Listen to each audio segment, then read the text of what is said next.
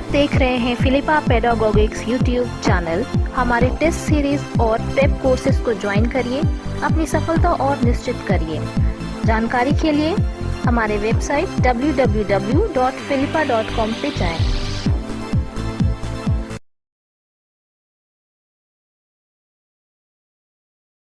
मध्यकालीन भारत 24 भारत पर अरबों का आक्रमण। मोहम्मद बिन कासिम के नेतृत्व में अरबों ने भारत पर पहला सफल आक्रमण किया। अरबों ने सिंध पर 712 ईस्वी में विजय पाई थी। अरब आक्रमण के समय सिंध पर दाहिर का शासन था।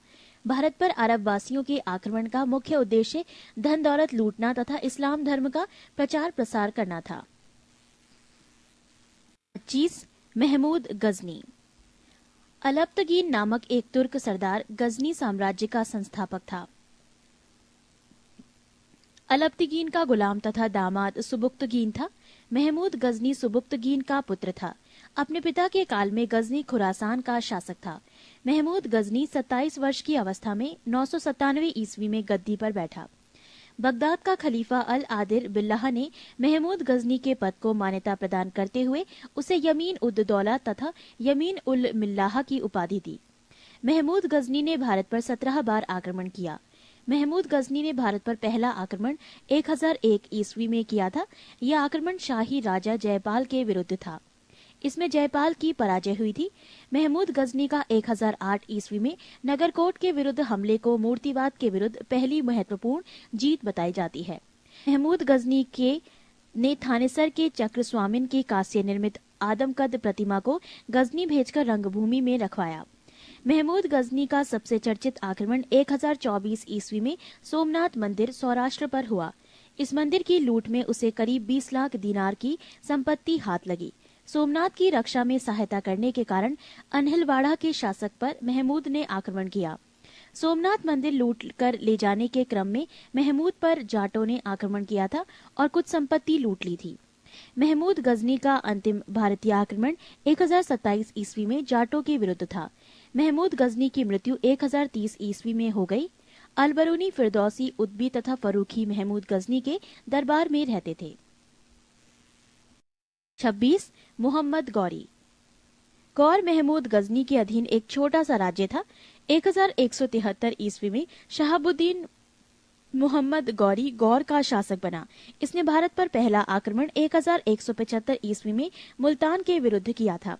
मोहम्मद गौरी का दूसरा आक्रमण 1178 ईस्वी में पाटन गुजरात पर हुआ। यहाँ का शासक भीम द्वितीय ने गौरी को बुरी तरह परास्त किया। मोहम्मद गौरी द्वारा लड़ा गया प्रमुख युद्ध तराइन का प्रथम युद्ध वर्ष 1191। पक्ष गौरी एवं पृथ्वीराज चौहान, परिणाम पृथ्वीराज चौहान विजयी। तराइन का द्वितीय युद्ध वर्ष 1192 ईस्वी। पक्ष गौरी एवं पृथ्वीराज चौहान, परिणाम गौरी विजयी। चंदावर का युद्ध वर्ष 1194 ईस्वी। पक्ष गौरी एवं जयचंद, परिणाम गौरी विजयी। मोहम्मद गौरी भारत के विजित प्रदेशों पर शासन का भार अपने गुलाम सेनापतियों को सौंपते हुए गजनी लौट गया। मोहम्मद गौरी की हत्या 15 मार्च 1206 ईस्वी को कर दी गई। पृष्ठ 34। 27 सल्तनत काल। गुलाम वंश। गुलाम वंश की स्थापना 1206 ईस्वी में कुतुबुद्दीन ऐबक ने किया था। वो गौरी का गुलाम था। कुतुबुद्दीन ऐबक ने अपना राज्याभिषेक 24 जून 1206 ईस्वी को किया था। कुतुबुद्दीन ऐबक ने अपनी राजधानी लाहौर में बनाई थी। कुतुब मीनार की नींव कुतुबुद्दीन ऐबक ने डाली थी। दिल्ली का कुवत उल इस्लाम मस्जिद एवं अजमेर का 2.5 दिन का झोपड़ा नामक मस्जिद का निर्माण ऐबक ने करवाया था। कुतुबुद्दीन ऐबक को लाख बख्श, लाखों का दान देने वाला भी कहा जाता था। प्राचीन नालंदा विश्वविद्यालय को ध्वस्त करने वाला ऐबक का सहायक सेनानायक बख्तियार खिलजी था। ऐबक की मृत्यु 1210 ईस्वी में चौगान खेलते समय घोड़े से गिरकर हो गई। इसे लाहौर में दफनाया गया। ऐबक का उत्तराधिकारी आराम शाह हुआ, जिसने सिर्फ 8 महीनों तक शासन किया। आराम शाह की हत्या करके इल्तुतमिश 1211 ईस्वी में दिल्ली की गद्दी पर बैठा। इल्तुतमिश तुर्किस्तान का इलबरी तुर्क था, जो ऐबक का गुलाम एवं दामाद था। ऐबक की मृत्यु के समय वो बदायूं का गवर्नर था। इल्तुतमिश लाहौर से राजधानी को स्थानांतरित करके दिल्ली लाया। इल्तुतमिश पहला शासक था जिसने 1229 ईस्वी में बगदाद के खलीफा के सुल्तान पद की वैधानिक स्वीकृति प्राप्त की। इल्तुतमिश की मृत्यु अप्रैल 1236 ईस्वी में हो गई। इल्तुतमिश के बाद उसका पुत्र रुकनुद्दीन फिरोज गद्दी पर बैठा। वो एक अयोग्य शासक था। इसमें अल्पकालीन शासन पर उसकी मां शाह तुर्कान छाई रही। शाह तुर्कान के अवांछित प्रभाव से परेशान होकर तुर्की अमीरों ने रुकनुद्दीन को हटाकर रजिया को सिंहासन पर आसीन किया। इस प्रकार रजिया बेगम प्रथम मुस्लिम महिला थी जिसने शासन की बागडोर संभाली। इल्तुतमिश द्वारा किए गए महत्वपूर्ण कार्य: 1. कुतुब मीनार के निर्माण को पूर्ण करवाया। 2. सबसे पहले शुद्ध अरबी सिक्के जारी किए, चांदी का टंका एवं तांबा का जीतल। 3. एकता प्रणाली चलाई। 4. 40 गुलाम सरदारों का संगठन बनाया जो तुर्काने चहलगानी के नाम से जाना गया। 5. सर्वप्रथम दिल्ली के अमीरों का दमन किया। रजिया ने पर्दा प्रथा को त्याग कर तथा पुरुषों की तरह चोगा, काबा एवं कुल्हा टोपी पहनकर राजदरबार में खुले मुंह से जाने लगी। रजिया ने मलिक जमालुद्दीन याकूत को अमीर अखोर घोड़े का सरदार नियुक्त किया। गैर तुर्कों को सामंत बनाने के रजिया के प्रयासों से तुर्की अमीर विरुद्ध हो गए और उसे बंदी बनाकर दिल्ली की गद्दी पर मुइजुद्दीन बहराम शाह को बैठा दिया। रजिया की शादी अल्तूनिया के साथ हुई। इससे शादी करने के बाद रजिया ने पुनः गद्दी प्राप्त करने का प्रयास किया, लेकिन वो असफल रही। रजिया की हत्या 13 अक्टूबर 1240 ईस्वी को डाकुओं के द्वारा कैथल के पास कर दी गई। बहराम शाह को बंदी बनाकर उसकी हत्या मई 1242 ईस्वी में कर दी गई। बहराम शाह के बाद दिल्ली का सुल्तान अलाउद्दीन मसूद शाह 1242 ईस्वी में बना। बलबन ने षड्यंत्र के द्वारा 1246 ईस्वी में अलाउद्दीन मसूद शाह को सुल्तान के पद से हटाकर नासिरुद्दीन महमूद को सुल्तान बना दिया। नासिरुद्दीन महमूद ऐसा सुल्तान था जो टोपी सीकर अपना जीवन निर्वाह करता था। बलबन ने अपनी पुत्री का विवाह नासिरुद्दीन महमूद के साथ किया था। पृष्ठ 35। बलबन का वास्तविक नाम बहाउद्दीन था। वो इल्तुतमिश का गुलाम था। तुर्काने चहलगानी का विनाश बलबन ने किया था। बलबन 1266 ईस्वी में ग्यासुद्दीन बलबन के नाम से दिल्ली की गद्दी पर बैठा।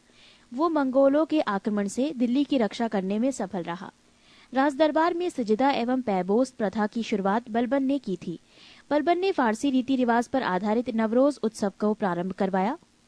अपने विरोधियों के प्रति बलबन ने कठोर लौह एवं रक्त की नीति का पालन किया। नासिरुद्दीन महमूद ने बलबन को उलूंग खां की उपाधि प्रदान की। बलबन के दरबार में फारसी के प्रसिद्ध कवि अमीर खुसरो एवं अमीर हसन रहते थे। गुलाम वंश का अंतिम शासक शम्मुद्दीन कैमुर्स था।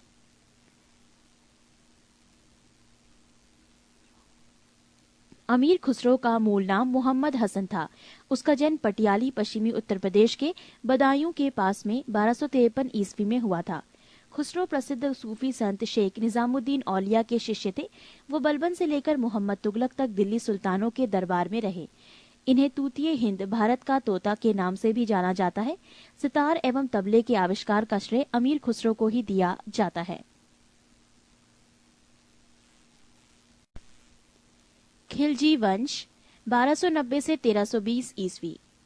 गुलाम वंश के शासन को समाप्त कर 13 जून 1290 ईस्वी को जलालुद्दीन फिरोज खिलजी ने खिलजी वंश की स्थापना की। इसने किला खेरी को अपनी राजधानी बनाया। जलालुद्दीन की हत्या 1296 ईस्वी में उसके भतीजा एवं दामाद अलाउद्दीन खिलजी ने कड़ा मानिकपुर इलाहाबाद में कर दी। 22 अक्टूबर 1296 ईस्वी में अलाउद्दीन दिल्ली का सुल्तान बना। अलाउद्दीन के बचपन का नाम अली तथा गुरशास्प था। अलाउद्दीन खिलजी ने सेना को नकद वेतन देने एवं स्थायी सेना की नींव रखी। दिल्ली के शासकों में अलाउद्दीन खिलजी के पास सबसे विशाल स्थायी सेना थी। घोड़ा दागने एवं सैनिकों का हुलिया लिखने की प्रथा की शुरुआत अलाउद्दीन खिलजी ने की। अलाउद्दीन ने भू राजस्व की दर को बढ़ाकर उपज का 1/2 भाग कर दिया। इसने खम्स यानी लूट का धन में सुल्तान का हिस्सा 1/4 भाग के स्थान पर 3/4 भाग कर दिया। इसने व्यापारियों में बेईमानी रोकने के लिए कम तौलने वाले व्यक्ति के शरीर से मांस काट लेने का आदेश दिया। इसने अपने शासनकाल में मूल्य नियंत्रण प्रणाली को दृढ़ता से लागू किया। दक्षिण भारत की विजय के लिए अलाउद्दीन ने मलिक काफूर को भेजा। जमैयत खाना मस्जिद, अलाई दरवाजा, सीरी का किला तथा 1000 खंबा महल का निर्माण अलाउद्दीन खिलजी ने करवाया था। दैवी अधिकार के सिद्धांत को अलाउद्दीन ने चलाया था। सिकंदर सानी की उपाधि से स्वयं को अलाउद्दीन खिलजी ने विभूषित किया। अलाउद्दीन ने मलिक याकूब को दीवाने रियासत नियुक्त किया था। अलाउद्दीन द्वारा नियुक्त परवाना नवीस नामक अधिकारी वस्तुओं की परमिट जारी करता था। बाजार नियंत्रण करने के लिए अलाउद्दीन खिलजी द्वारा बनाए जाने वाले नवीन पद क्रमानुसार: दीवाने रियासत, ये व्यापारियों पर नियंत्रण रखता था। ये बाजार नियंत्रण की पूरी व्यवस्था का संचालन करता था। शहनाई मंडी, प्रत्येक बाजार में बाजार का अधीक्षक बरीद बाजार के अंदर घूमकर बाजार का निरीक्षण करता था। मुनहियान व गुप्तचर गुप्त सूचना प्राप्त करता था। शहनाई मंडी, यहाँ खाद्यान्नों को बिक्री हेतु लाया जाता था। सराहे अदल, यहाँ वस्त्र, शक्कर, जड़ी बूटी, मेवा, दीपक का तेल एवं अन्य निर्मित वस्तुएं बिकने के लिए आती थीं। पृष्ठ 36। अलाउद्दीन खिलजी की आर्थिक नीति की व्यापक जानकारी जियाउद्दीन बरनी की कृति तारीख फिरोज शाही से मिलती है। खजायुनुल फतूह अमीर खुसरो, रिहला इब्न बतूता एवं फुतूहस लातीन इसामी की कृति है। मूल्य नियंत्रण को सफल बनाने में मुहतसिब, सेंसर एवं नाजीर नापतौल अधिकारी की महत्वपूर्ण भूमिका थी। राजस्व सुधारों के अंतर्गत अलाउद्दीन ने सर्वप्रथम मिल्क, इनाम एवं वक्फ के अंतर्गत दी गई भूमि को वापस लेकर उसे खालसा भूमि में बदल दिया। अलाउद्दीन खिलजी के द्वारा लगाए जाने वाले दो नवीन कर थे: एक चराई कर, दुधारू पशुओं पर लगाया जाता; दो गढ़ी कर, घरों एवं झोपड़ी पर लगाया जाता था। अलाउद्दीन खिलजी की मृत्यु 5 जनवरी 1316 ईस्वी को हो गई। कुतुबुद्दीन ए मुबारक खिलजी 1316 ईस्वी को दिल्ली के सिंहासन पर बैठा। इसने नग्न स्त्री पुरुष की संगत पसंद थी। मुबारक खिलजी कभी कभी राज दरबार में स्त्रियों का वस्त्र पहनकर आ जाता था। बरनी के अनुसार मुबारक कभी कभी नग्न होकर दरबारियों के बीच दौड़ा करता था। मुबारक खान ने खलीफा की उपाधि धारण की थी। मुबारक के वजीर खुसरो खान ने 15 अप्रैल 1320 ईस्वी को उसकी हत्या कर दी और स्वयं दिल्ली के सिंहासन पर बैठा। खुसरो खान ने पैगंबर के सेनापति की उपाधि धारण की।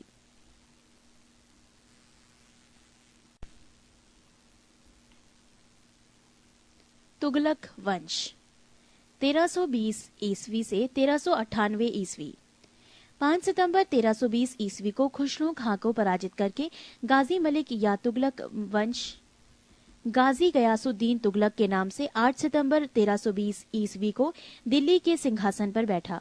गयासुद्दीन तुगलक ने करीब 29 बार मंगोल आक्रमण को विफल किया। गयासुद्दीन ने अलाउद्दीन के समय के लिए किए गए अमीरों की भूमि को पुनः लौटा दिया। इसने सिंचाई के लिए कुएं एवं नहरों का निर्माण करवाया। संभवतः नहरों का निर्माण करने वाला गयासुद्दीन प्रथम शासक था। गयासुद्दीन तुगलक ने दिल्ली के समीप स्थित पहाड़ियों पर तुगलकाबाद नाम का एक नया दुर्ग को 56 कोट के नाम से भी जाना जाता है। गयासुद्दीन तुगलक की मृत्यु 1325 ईस्वी में बंगाल के अभियान से लौटते समय जूना खां द्वारा निर्मित लकड़ी के महल में दबकर हो गई। गयासुद्दीन के बाद जूना खां मोहम्मद बिन तुगलक के नाम से दिल्ली के सिंहासन पर बैठा। मध्यकालीन सभी सुल्तानों में मोहम्मद तुगलक सर्वाधिक शिक्षित, विद्वान एवं योग्य व्यक्ति था। मोहम्मद बिन तुगलक को अपनी सनक भरी योजनाओं, क्रूर कृतियों एवं दूसरे के सुख दुख को प्रति उपेक्षा भाव रखने के कारण स्वप्नशील, पागल एवं रक्त पिपासु कहा गया। मोहम्मद बिन तुगलक ने कृषि के विकास के लिए अमीर कोही नामक एक नवीन विभाग की स्थापना की। मोहम्मद बिन तुगलक ने अपनी राजधानी दिल्ली से देवगिरी में स्थानांतरित की और इसका नाम दौलताबाद रखा। सांकेतिक मुद्रा के अंतर्गत मोहम्मद बिन तुगलक ने पीतल फरिश्ता के अनुसार, तांबा बरनी के अनुसार धातुओं के सिक्के चलवाए, जिनका मूल्य चांदी के रुपया टंका के बराबर होता था। मोहम्मद बिन तुगलक द्वारा क्रियान्वित 4 योजनाएं क्रमशः: 1. दोआब क्षेत्र में कर वृद्धि 1326 से 1327 ईस्वी। 2. राजधानी परिवर्तन 1326 से 27 ईस्वी। 3. सांकेतिक मुद्रा का प्रचलन 1329 से 1330 ईस्वी। 4. खुरासन एवं कराचल का अभियान। पृष्ठ 37। अफ्रीकी यात्री इब्न बतूता लगभग 1333 ईस्वी में भारत आया। सुल्तान ने इसे दिल्ली का काजी नियुक्त किया। 1342 ईस्वी में सुल्तान ने इसे अपने राजदूत के रूप में चीन भेजा। इब्न बतूता की पुस्तक रेहला में मोहम्मद तुगलक के समय की घटनाओं का वर्णन है। इसने अपनी पुस्तक में विदेशी व्यापारियों के आवागमन, डाक चौकियों की स्थापना यानी डाक व्यवस्था एवं गुप्तचर व्यवस्था के बारे में लिखा है। मोहम्मद बिन तुगलक की मृत्यु 20 मार्च 1351 ईस्वी को सिंध जाते समय थट्टा के निकट गोडाल में हो गई। मोहम्मद बिन तुगलक के शासनकाल में दक्षिण में हरिहर एवं बुक्का नामक दो भाइयों ने 1336 ईस्वी में स्वतंत्र राज्य विजयनगर की स्थापना की। महाराष्ट्र में अलाउद्दीन बहमन शाह ने 1347 ईस्वी में स्वतंत्र बहमनी राज्य की स्थापना की। मोहम्मद बिन तुगलक की मृत्यु पर इतिहासकार बर्नी लिखता है, अंततः लोगों को उससे मुक्ति मिली और उसे लोगों से। मोहम्मद बिन तुगलक शेख अलाउद्दीन का शिष्य था। वो सल्तनत का पहला शासक था जो अजमेर में शेख मोइनुद्दीन चिश्ती की दरगाह और बहराइच में सालार मसूद गाजी के मकबरे में गया। मोहम्मद बिन तुगलक ने बदायूं में मीरन मुल्हिम, दिल्ली में शेख निजामुद्दीन औलिया, मुल्तान में शेख रुकनुद्दीन, अजुदहन में शेख मुल्तान आदि संतों की कब्र पर मकबरे बनवाए। फिरोज तुगलक का राज्याभिषेक थट्टा के नजदीक 20 मार्च 1351 ईस्वी को हुआ। पुनः फिरोज का राज्याभिषेक दिल्ली में अगस्त 1351 ईस्वी को हुआ। खलीफा द्वारा इसे कासिम अमीर उल मोममीन की उपाधि दी गई। राजस्व व्यवस्था के अंतर्गत फिरोज ने अपने शासनकाल में 24 कष्टदायक करों को समाप्त कर केवल 4 कर खराज, लगान, खुम्स, युद्ध में लूट का माल, जजिया एवं जकात को वसूल करने का आदेश दिया। फिरोज तुगलक ब्राह्मणों पर जजिया लागू करने वाला पहला मुसलमान शासक था। फिरोज तुगलक ने एक नया कर, सिंचाई कर भी लगाया जो उपज का 1/10 भाग था। फिरोज तुगलक ने 5 बड़ी नहरों का निर्माण करवाया। फिरोज तुगलक ने 300 नए नगरों की स्थापना की। इनमें हिसार, फिरोजाबाद, दिल्ली, फतेहाबाद, जौनपुर, फिरोजपुर प्रमुख है। इसके प्रशासन काल में खिजराबाद, टोपरा गांव एवं मेरठ से अशोक के 2 स्तंभों को लाकर दिल्ली में स्थापित किया गया। सुल्तान फिरोज तुगलक ने अनाथ मुस्लिम महिलाओं, विधवाओं एवं लड़कियों की सहायता के लिए एक नए विभाग दीवाने खैरात की स्थापना की। सल्तनत कालीन सुल्तानों के शासनकाल में सबसे अधिक दासों की संख्या करीब 1,80,000 फिरोज तुगलक के समय थी। दासों की देखभाल के लिए फिरोज ने एक नए विभाग दीवाने बंदगान की स्थापना की। इसने सैन्य पदों को वंशानुगत बना दिया। इसने अपनी आत्मकथा फतुहाते फिरोजशाही की रचना की। इसने जियाउद्दीन बर्नी एवं शम्से सिराज अफीफ को अपना संरक्षण प्रदान किया। इसने ज्वालामुखी मंदिर के पुस्तकालय से लूटे गए 1300 ग्रंथों में से कुछ को फारसी में विद्वान अपाउद्दीन द्वारा दलायते फिरोजशाही नाम से अनुवाद करवाया। इसने चांदी एवं तांबे के मिश्रण से निर्मित सिक्के भारी संख्या में जारी करवाए जिसे अद्वा एवं विक कहा जाता था। फिरोज तुगलक की मृत्यु सितंबर 1388 ईस्वी में हो गई। फिरोज काल में निर्मित खाने जहां तेलंगानी के मकबरा की तुलना जेरूसलम में निर्मित उमर के मस्जिद से की जाती है। पृष्ठ 38। सुल्तान फिरोज तुगलक ने दिल्ली के कोटला फिरोज शाह दुर्ग का निर्माण करवाया। तुगलक वंश का अंतिम शासक नासिरुद्दीन महमूद तुगलक था। इसका शासन दिल्ली से पालम तक ही रह गया था। तैमूर लंग ने सुल्तान नासिरुद्दीन मोहम्मद तुगलक के समय 1398 में दिल्ली पर आक्रमण किया। नासिरुद्दीन के समय ही मलिक कुशशर्क पूर्वाधिपति की उपाधि एक हिजड़ा मलिक सरवर ने जौनपुर में एक स्वतंत्र राज्य की स्थापना की। सैयद वंश 1414 से 1451 ईस्वी। सैयद वंश का संस्थापक था खिज्र खां। इसने सुल्तान की उपाधि न धारण कर अपने को रैयत ए आला की उपाधि से ही खुश रखा। खिज्र खां तैमूर लंग का सेनापति था। भारत से लौटते समय तैमूर लंग ने खिज्र खां को मुल्तान, लाहौर एवं दीपालपुर का शासक नियुक्त किया। खिज्र खां नियमित रूप से तैमूर के पुत्र शाहरुख को कर भेजा करता था। खिज्र खां की मृत्यु 20 मई 1421 ईस्वी में हो गई। खिज्र खां के पुत्र मुबारक खां ने शाह की उपाधि धारण की थी। याहिया बिन अहमद सरहिंदी को मुबारक शाह का संरक्षण प्राप्त था। इसकी पुस्तक तारीखे मुबारक शाही में सैयद वंश के विषय में जानकारी मिलती है। यमुना के किनारे मुबारकबाद की स्थापना मुबारक शाह ने की थी। सैयद वंश का अंतिम सुल्तान अलाउद्दीन आलम शाह था। सैयद वंश का शासन करीब 37 वर्षों तक रहा। लोदी वंश 1451 से 1526 ईस्वी। लोदी वंश का संस्थापक बहलोल लोदी था। वो 19 अप्रैल 1451 ईस्वी को बहलोल शाहगाजी की उपाधि से दिल्ली के सिंहासन पर बैठा। दिल्ली पर प्रथम अफगान राज्य की स्थापना का श्रेय बहलोल लोदी को दिया जाता है। बहलोल लोदी ने बहलोल सिक्के का प्रचलन करवाया। वो अपने सरदारों को मकसदे अली कहकर पुकारता था। वो अपने सरदारों के खड़े रहने पर स्वयं भी खड़ा रहता था। बहलोल लोदी का पुत्र निजाम खां 17 जुलाई 1489 ईस्वी में सुल्तान सिकंदर शाह की उपाधि से दिल्ली के सिंहासन पर बैठा। 1504 ईस्वी में सिकंदर लोदी ने आगरा शहर की स्थापना की। भूमि के लिए मापन के प्रामाणिक पैमाना गजे सिकंदरी का प्रचलन सिकंदर लोदी ने किया। गुलरुखी शीर्षक से फारसी कविताएं लिखने वाला सुल्तान सिकंदर लोदी था। सिकंदर लोदी ने आगरा को अपनी नई राजधानी बनाया। इसके आदेश पर संस्कृत के एक आयुर्वेद ग्रंथ का फारसी में फरहंगे सिकंदरी के नाम से अनुवाद हुआ। इसने नगरकोट को ज्वालामुखी मंदिर की मूर्ति को तोड़कर उसके टुकड़ों को कसाईयों को मांस तौलने के लिए दो दिया था। इससे मुसलमानों को ताजिया निकालने एवं मुसलमान स्त्रियों के पीरों तथा संतों के मजार पर जाने पर प्रतिबंध लगा दिया। गले की बीमारी के कारण सिकंदर लोदी की मृत्यु 21 नवंबर 1517 ईस्वी को हो गई। इसी दिन इसका पुत्र इब्राहिम शाह की उपाधि से आगरा के सिंहासन पर बैठा। 21 अप्रैल 1526 ईस्वी को पानीपत के प्रथम युद्ध में इब्राहिम लोदी बाबर से हार गया। इस युद्ध में वो मारा गया। बाबर को भारत पर आक्रमण के लिए निमंत्रण पंजाब के शासक दौलत खां लोदी एवं इब्राहिम लोदी के चाचा आलम खां ने दिया था। मोट की मस्जिद का निर्माण सिकंदर लोदी के वजीर द्वारा करवाया गया था। पृष्ठ 39। सल्तनत कालीन शासन व्यवस्था। केंद्रीय प्रशासन का मुखिया सुल्तान बलबन एवं अलाउद्दीन के समय अमीर प्रभावहीन हो गए। अमीरों का महत्व चरमोत्कर्ष पर था। लोदी वंश के शासनकाल में सल्तनत काल में मंत्रिपरिषद को मजलिसे खलवत कहा गया। मजलिस ए खास में मजलिस ए खलवत की बैठक होती थी। बारे खास, इसमें सुल्तान सभी दरबारियों, खानों, अमीरों, मालिकों और अन्य रईसों को बुलाता था। बारे आजम, सुल्तान राज के कार्यों का अधिकांश भाग पूरा करता था। मंत्री एवं उससे संबंधित विभाग। 1 वजीर, प्रधानमंत्री, राजस्व विभाग का प्रमुख। 2 मुशारिफे मुमालिक, महालेखाकार, प्रांतों एवं अन्य विभागों से प्राप्त आय एवं व्यय का लेखा जोखा। मजूमदार, उधार लिए धन का हिसाब रखना।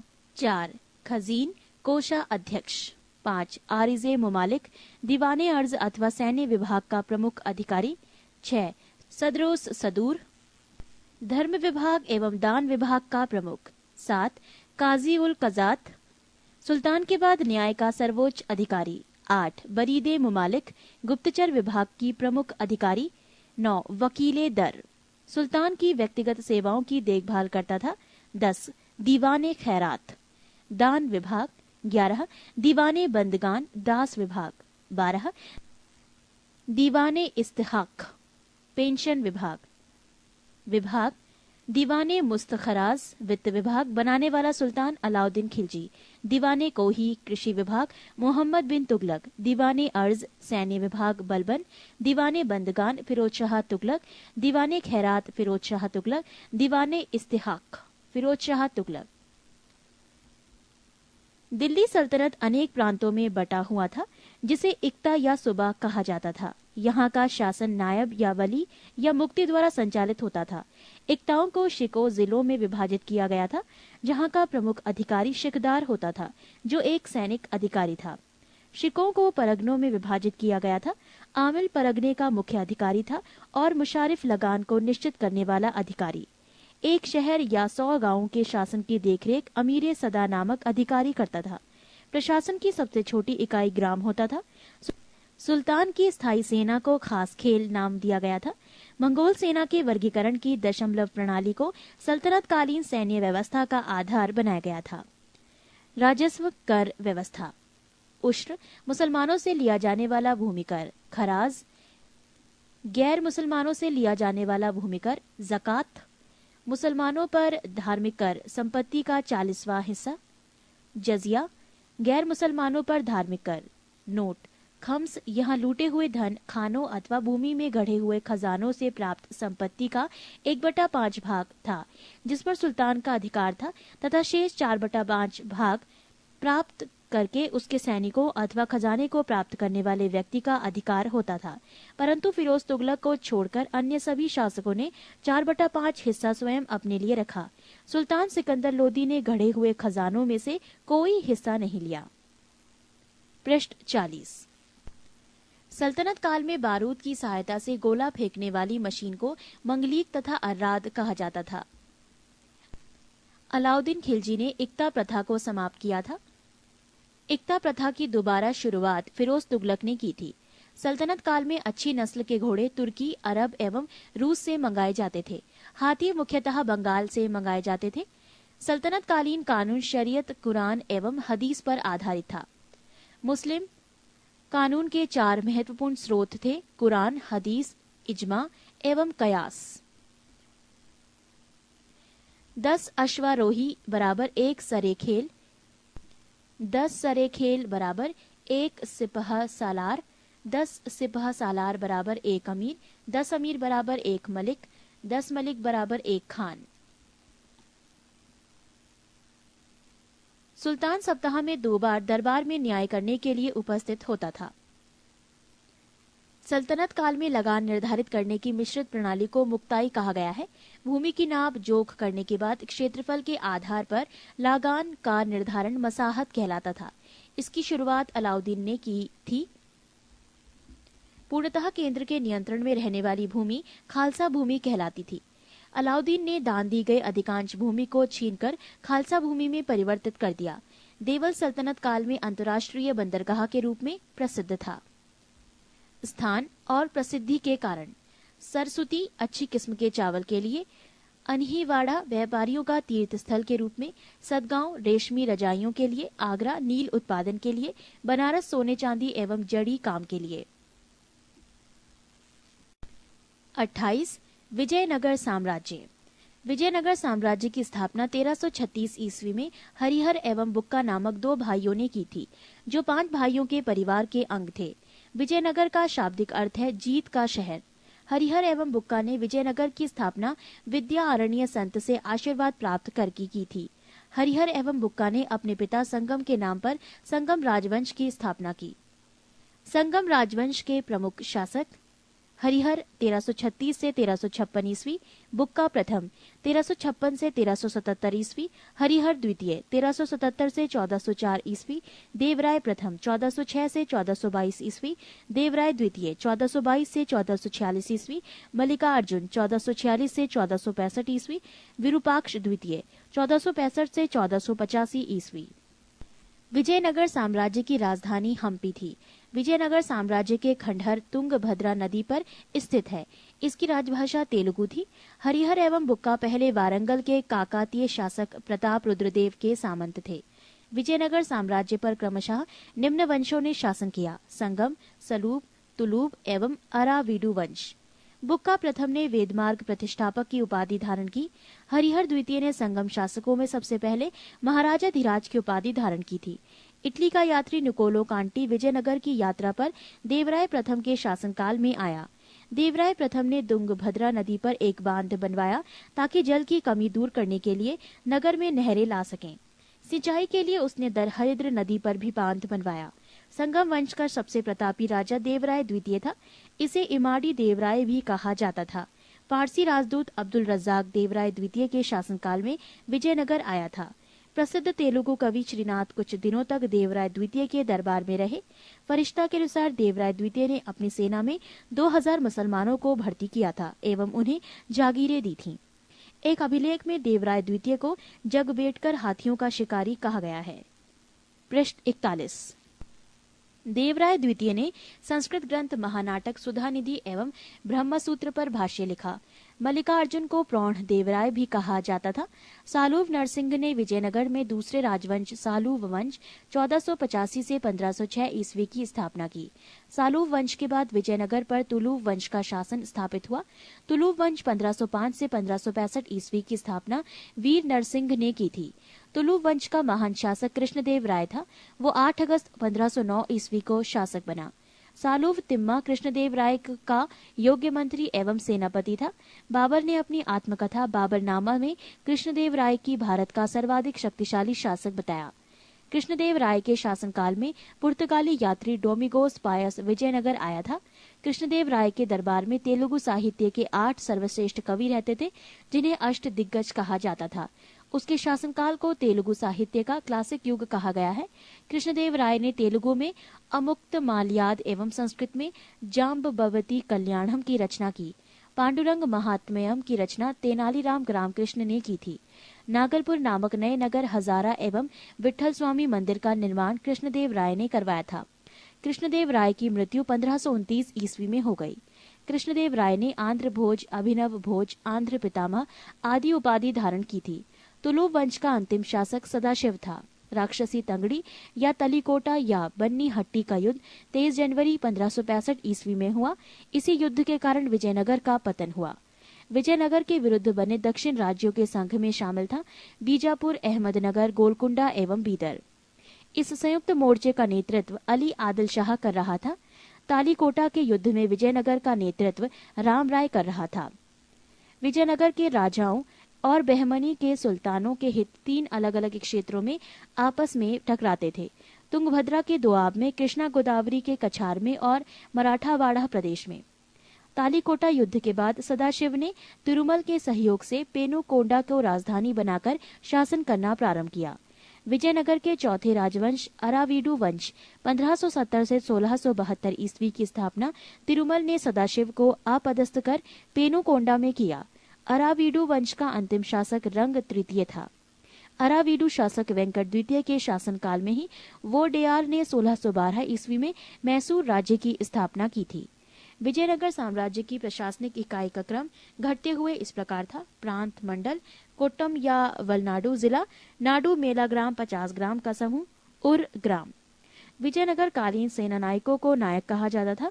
ये नायक वस्तुतः भू सामंत थे, जिन्हें राजा वेतन के बदले अथवा उनकी अधीनस्थ सेना के रखरखाव के लिए विशेष भूखंड दे देता था, जो अमरम कहलाता था। आयंगर व्यवस्था प्रशासन को सुचारू रूप से संचालित करने के लिए प्रत्येक ग्राम को एक स्वतंत्र इकाई के रूप में संगठित किया गया था। इन संगठित ग्रामीण इकाइयों पर शासन हेतु 12 प्रशासकीय अधिकारियों की नियुक्ति की जाती थी, जिनको सामूहिक रूप से आयंगर कहा जाता था। ये अवैतनिक होते थे। इनकी सेवाओं के बदले सरकार इन्हें पूर्णतः लगान मुक्त एवं करमुक्त भूमि प्रदान करती थी। इनका पद आनुवांशिक होता था। वो इस पद को बेच या गिरवी रख सकता था। ग्राम स्तर की कोई भी संपत्ति इन अधिकारियों की इजाजत के बगैर ना तो बेची जा सकती थी और ना ही दान में दी जा सकती थी। पृष्ठ 42। कर्णिक नामक आयंगर के पास जमीन के क्रय विक्रय से संबंधित समस्त दस्तावेज होते थे। विजयनगर साम्राज्य की आय का सबसे बड़ा स्रोत लगान था। भू राजस्व की दर उपज का 1/6वां भाग था। विजयनगर आने वाला प्रमुख विदेशी यात्री निकोलो कोंटी, देश इटली, काल 1420 ईस्वी, शासक देवराय प्रथम। यात्री अब्दुल रज्जाक, देश फारस, काल 1442 ईस्वी, शासक देवराय द्वितीय। यात्री नूनीज, देश पुर्तगाल, काल 1450 ईस्वी, शासक मल्लिकार्जुन। यात्री डोमिंग पायस, देश पुर्तगाल, काल 1515 ईस्वी, शासक कृष्णदेव राय। यात्री बारबोसा, देश पुर्तगाल, काल 1515 से 16 ईस्वी, शासक कृष्णदेव राय। विवाह कर वर एवं वधू दोनों से लिया जाता था। विधवा से विवाह करने वाले इस कर से मुक्त थे। उनबली ग्राम में विशेष सेवाओं के बदले दी जाने वाली लगान मुक्त भूमि की भूधारण पद्धति थी। रत को डंगे युद्ध में शौर्य का प्रदर्शन करने वाले मृत लोगों के परिवार को दी गई भूमि को कहा जाता था। कूटग्गी ब्राह्मण, मंदिर या बड़े भूस्वामी जो स्वयं कृषि नहीं करते थे, किसानों को पट्टे की भूमि दे देते थे। ऐसी भूमि को कूटग्गी कहा जाता था। वो कृषक मजदूर जो भूमि के क्रय विक्रय के साथ ही हस्तांतरित हो जाते थे, कूदी कहलाते थे। विजयनगर का सैन्य विभाग कदाचार कहलाता था तथा इस विभाग का उच्च अधिकारी दंडनायक या सेनापति होता था। टकसाल विभाग को जोरी खाना कहा जाता था। चेटियों की तरह व्यापार में निपुण दस्तकार वर्ग के लोगों को वीर पंचाल कहा जाता था। उत्तर भारत से दक्षिण भारत में आकर बसे लोगों को बड़वा कहा जाता था। विजयनगर में दास प्रथा प्रचलित थी। मनुष्यों के क्रय विक्रय को वेस वर्ग कहा जाता था। मंदिरों में रहने वाली स्त्रियों को देवदासी कहा जाता था। इनको आजीविका के लिए भूमि या नियमित वेतन दिया जाता था। नोट: विजयनगर की मुद्रा पैगोड़ा तथा बहमनी राज्य की मुद्रा हून थी। 29. बहमनी राज्य। मोहम्मद बिन तुगलक के शासनकाल में 1347 ईस्वी में हसन गंगू ने बहमनी राज्य की स्थापना की। वो अलाउद्दीन हसन बहमन शाह के नाम से सिंहासन पर बैठा। इसने अपनी राजधानी गुलबर्गा को बनाया। इसकी राजभाषा मराठी थी।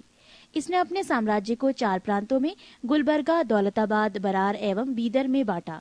इसकी मृत्यु 11 फरवरी 1358 ईस्वी को हो गई। अलाउद्दीन हसन के पश्चात उसका पुत्र मोहम्मद शाह प्रथम सुल्तान बना। इसके काल में ही सबसे पहले बारूद का प्रयोग बुक्का के विरुद्ध हुआ। भीमा नदी के तट पर फिरोजाबाद की स्थापना ताजुद्दीन फिरोज ने की थी। फिरोज खगोलकी को प्रोत्साहन देता था और उसने दौलताबाद के पास एक वैद्यशाला बनवाई थी। शहाबुद्दीन अहमद प्रथम ने अपनी राजधानी गुलबर्गा से हटाकर बीदर में स्थापित की। इसने बीदर का नया नाम मोहम्मदाबाद रखा। मोहम्मद तृतीय के शासनकाल में ख्वाजा जहां की उपाधि से महमूद गवा को प्रधानमंत्री नियुक्त किया गया। महमूद गवा ने बीदर में एक महाविद्यालय की स्थापना कराई। रियाजुल इंशा नाम से महमूद गवा के पत्रों का संग्रह किया गया। बहमनी वंश के प्रमुख शासक मोहम्मद शाह प्रथम 1358 से 1375 ईस्वी, अलाउद्दीन मुजाहिद शाह 1375 से 1378 ईस्वी, दाऊद प्रथम 1378 ईस्वी, मोहम्मद शाह द्वितीय 1378 से 1397 ईस्वी, ताजुद्दीन फिरोज 1397 से 1422 ईस्वी, शिहाबुद्दीन अहमद प्रथम 1422 से 1436 ईस्वी, अलाउद्दीन अहमद द्वितीय 1436 से 1458 ईस्वी, सुल्तान शमसुद्दीन मोहम्मद तृतीय 1463 से 1482 ईस्वी।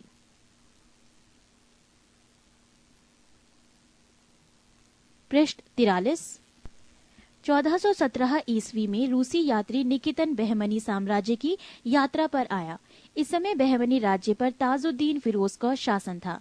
बहमनी साम्राज्य के चारों प्रांतों, तरफों या अतरफों के प्रांतपति तरफदार उसके विरुद्ध विशेष से जाना जाते थे। 1. दौलताबाद का तरफदार मसनदे आली। 2. बरार का तरफदार मजलसे आली। 3. बीदर का तरफदार अजामे हुमायूं। गुलबर्गा का तरफदार मालिक नायब। बीजापुर गुलबर्गा तराफ में शामिल था।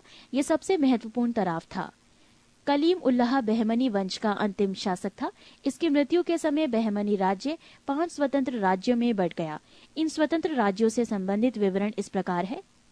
1. राज्य बीजापुर वंश आदिल शाही, संस्थापक यूसुफ आदिल शाह, स्थापना वर्ष 1489 ईस्वी। 2. अहमद नगर वंश निजाम शाही, संस्थापक मलिक अहमद, स्थापना वर्ष 1490 ईस्वी। 3. बरार वंश इमाद शाही, संस्थापक फतेह उल्लाह इमाद शाह, स्थापना वर्ष 1490 ईस्वी। 4. गोलकुंडा वंश कुतुब शाही, संस्थापक कुली कुतुब शाह, स्थापना वर्ष 1512 ईस्वी। 5. बीदर वंश बरीद शाही, संस्थापक अमीर अली बरीद, स्थापना वर्ष 1526 ईस्वी। मोहम्मद प्रथम के मंत्री सैफुद्दीन गौरी ने केंद्रीय शासन का कार्य कई विभागों में विभक्त किया और उसे 8 मंत्रियों को नियुक्त किया, जो इस प्रकार थे। 1. वकीले सल्तनत, दिल्ली के मालिक नायाब के समान। 2. वजीले कुल, सभी मंत्रियों के कार्यों का निरीक्षण वकील को छोड़कर। 3. अमीरे जुमला, अर्थ विभाग का अध्यक्ष। 4. वजीरे अशरफ, विदेश नीति एवं दरबार संबंधी कार्यों का निष्पादन करता था। 5. नाजिर, वो अर्थ विभाग से संबंधित था। 6. पेशवा, वकीले सल्तनत का सहायक था। 7. कोतवाल, नगर का मुख्य पुलिस अधिकारी था। 8. सदरे जहां, न्याय विभाग, धर्म तथा दान विभाग का अध्यक्ष। सुल्तान के महल तथा दरबार की सुरक्षा के लिए विशेष अंगरक्षक सैनिक दल था, जिसे साख-ए खेल कहा जाता था। ये 4 भागों या नौबत में विभाजित थे, जिसके मुख्य अधिकारी सरे नौबत होता था। बहमनी राज्य में कुल 18 शासक हुए, जिन्होंने कुल मिलाकर 175 वर्ष शासन किया। 30. स्वतंत्र प्रांतीय राज्य। जौनपुर की स्थापना फिरोज शाही तुगलक ने अपने भाई जौना खां की स्मृति में की थी।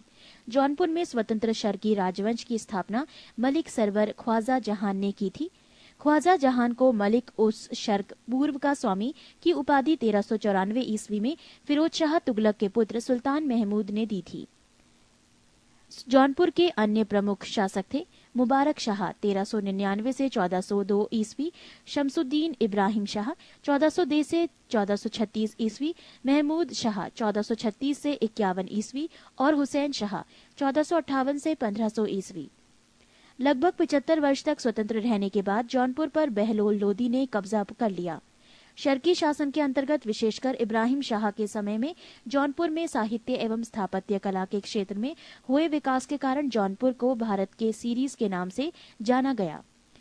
अटाला देवी की मस्जिद का निर्माण 1408 ईस्वी में शर्की सुल्तान इब्राहिम शाह द्वारा किया गया था। पृष्ठ 44। अटाला देवी मस्जिद का निर्माण कन्नौज के राजा विजयचंद द्वारा निर्मित अटाला देवी के मंदिर को तोड़कर किया गया था। जामी मस्जिद का निर्माण 1470 ईस्वी में हुसैन शाह शर्की के द्वारा किया गया था। झंझरी मस्जिद 1430 ईस्वी में इब्राहिम शर्की के द्वारा एवं लाल दरवाजा मस्जिद का निर्माण मोहम्मद शाह के द्वारा 1450 ईस्वी में किया गया। कश्मीर। सुहादेव नामक एक हिंदू ने 1301 ईस्वी में कश्मीर में हिंदू राज्य की स्थापना की थी। 1339 से 40 ईस्वी में कश्मीर में शाहमीर के द्वारा प्रथम मुस्लिम वंश की स्थापना की गई। कश्मीर का प्रथम मुस्लिम शासक शाहमीर था, जो शमसुद्दीन शाहमीर के नाम से गद्दी पर बैठा। इसने अपनी राजधानी इंद्रकोट में स्थापित की। अलाउद्दीन ने राजधानी इंद्रकोट से हटाकर अलाउद्दीनपुर श्रीनगर में स्थापित की। हिंदू मंदिरों एवं मूर्तियों को तोड़ने के कारण सुल्तान सिकंदर को बुत शिकन कहा गया। 1420 ईस्वी में जैनुल अबादीन सिंहासन पर बैठा। इसकी धार्मिक सहिष्णुता के कारण इसे कश्मीर का अकबर कहा गया। जैन उल आबदीन फारसी, संस्कृत, कश्मीरी, तिब्बती आदि भाषाओं का ज्ञाता था। इसने महाभारत एवं राजतरंगिणी को फारसी में अनुवाद करवाया। 1588 ईस्वी में अकबर ने कश्मीर को मुगल साम्राज्य में मिला लिया। बंगाल। इख्तियारुद्दीन मोहम्मद बिन बख्तियार खिलजी ने बंगाल को दिल्ली सल्तनत में मिलाया। गयासुद्दीन तुगलक ने बंगाल को 3 भागों में विभाजित किया: लखनौती उत्तर बंगाल, सोनारगांव पूर्वी बंगाल तथा सदगांव दक्षिण बंगाल। 1345 ईस्वी में हाजी इलियास बंगाल के विभाजन को समाप्त कर शमसुद्दीन इलियास शाह के नाम से बंगाल का शासक बना। पांडुआ में अदीना मस्जिद का निर्माण 1364 ईस्वी में सुल्तान सिकंदर शाह ने करवाया था। बंगाल का शासक गयासुद्दीन आजम शाह 1389 से 1409 ईस्वी अपनी न्यायप्रियता के लिए प्रसिद्ध था। अलाउद्दीन हुसैन शाह 1493 से 1518 ईस्वी में राजधानी को पांडुआ से गौड़ स्थानांतरित किया। महाप्रभु चैतन्य अलाउद्दीन के समकालीन थे। अलाउद्दीन ने सत्यपीर नामक आंदोलन की शुरुआत की। मालाधर बसु ने अलाउद्दीन के शासनकाल में ही श्री कृष्ण विजय की रचना कर गुंडराज खान की उपाधि धारण की। इनके बेटे को सत्यराज खान की उपाधि दी गई। नासिरुद्दीन नुसरत शाह ने गौड़ में बड़ा सोना एवं कदम रसूल मस्जिद का निर्माण करवाया। मालवा। दिलावर खान ने 1401 ईस्वी में मालवा को स्वतंत्र घोषित किया। दिलावर का पुत्र अलब खां हुशंग शाह की उपाधि धारण कर 1405 ईस्वी में मालवा का शासक बना। इसने अपनी राजधानी का धारा से मांडू स्थानांतरित किया। मालवा में खिलजी वंश की स्थापना महमूद शाह ने की। गुजरात के शासक बहादुर शाह ने महमूद शाह द्वितीय को युद्ध में परास्त कर उसकी हत्या कर दी और मालवा को गुजरात में मिला दिया।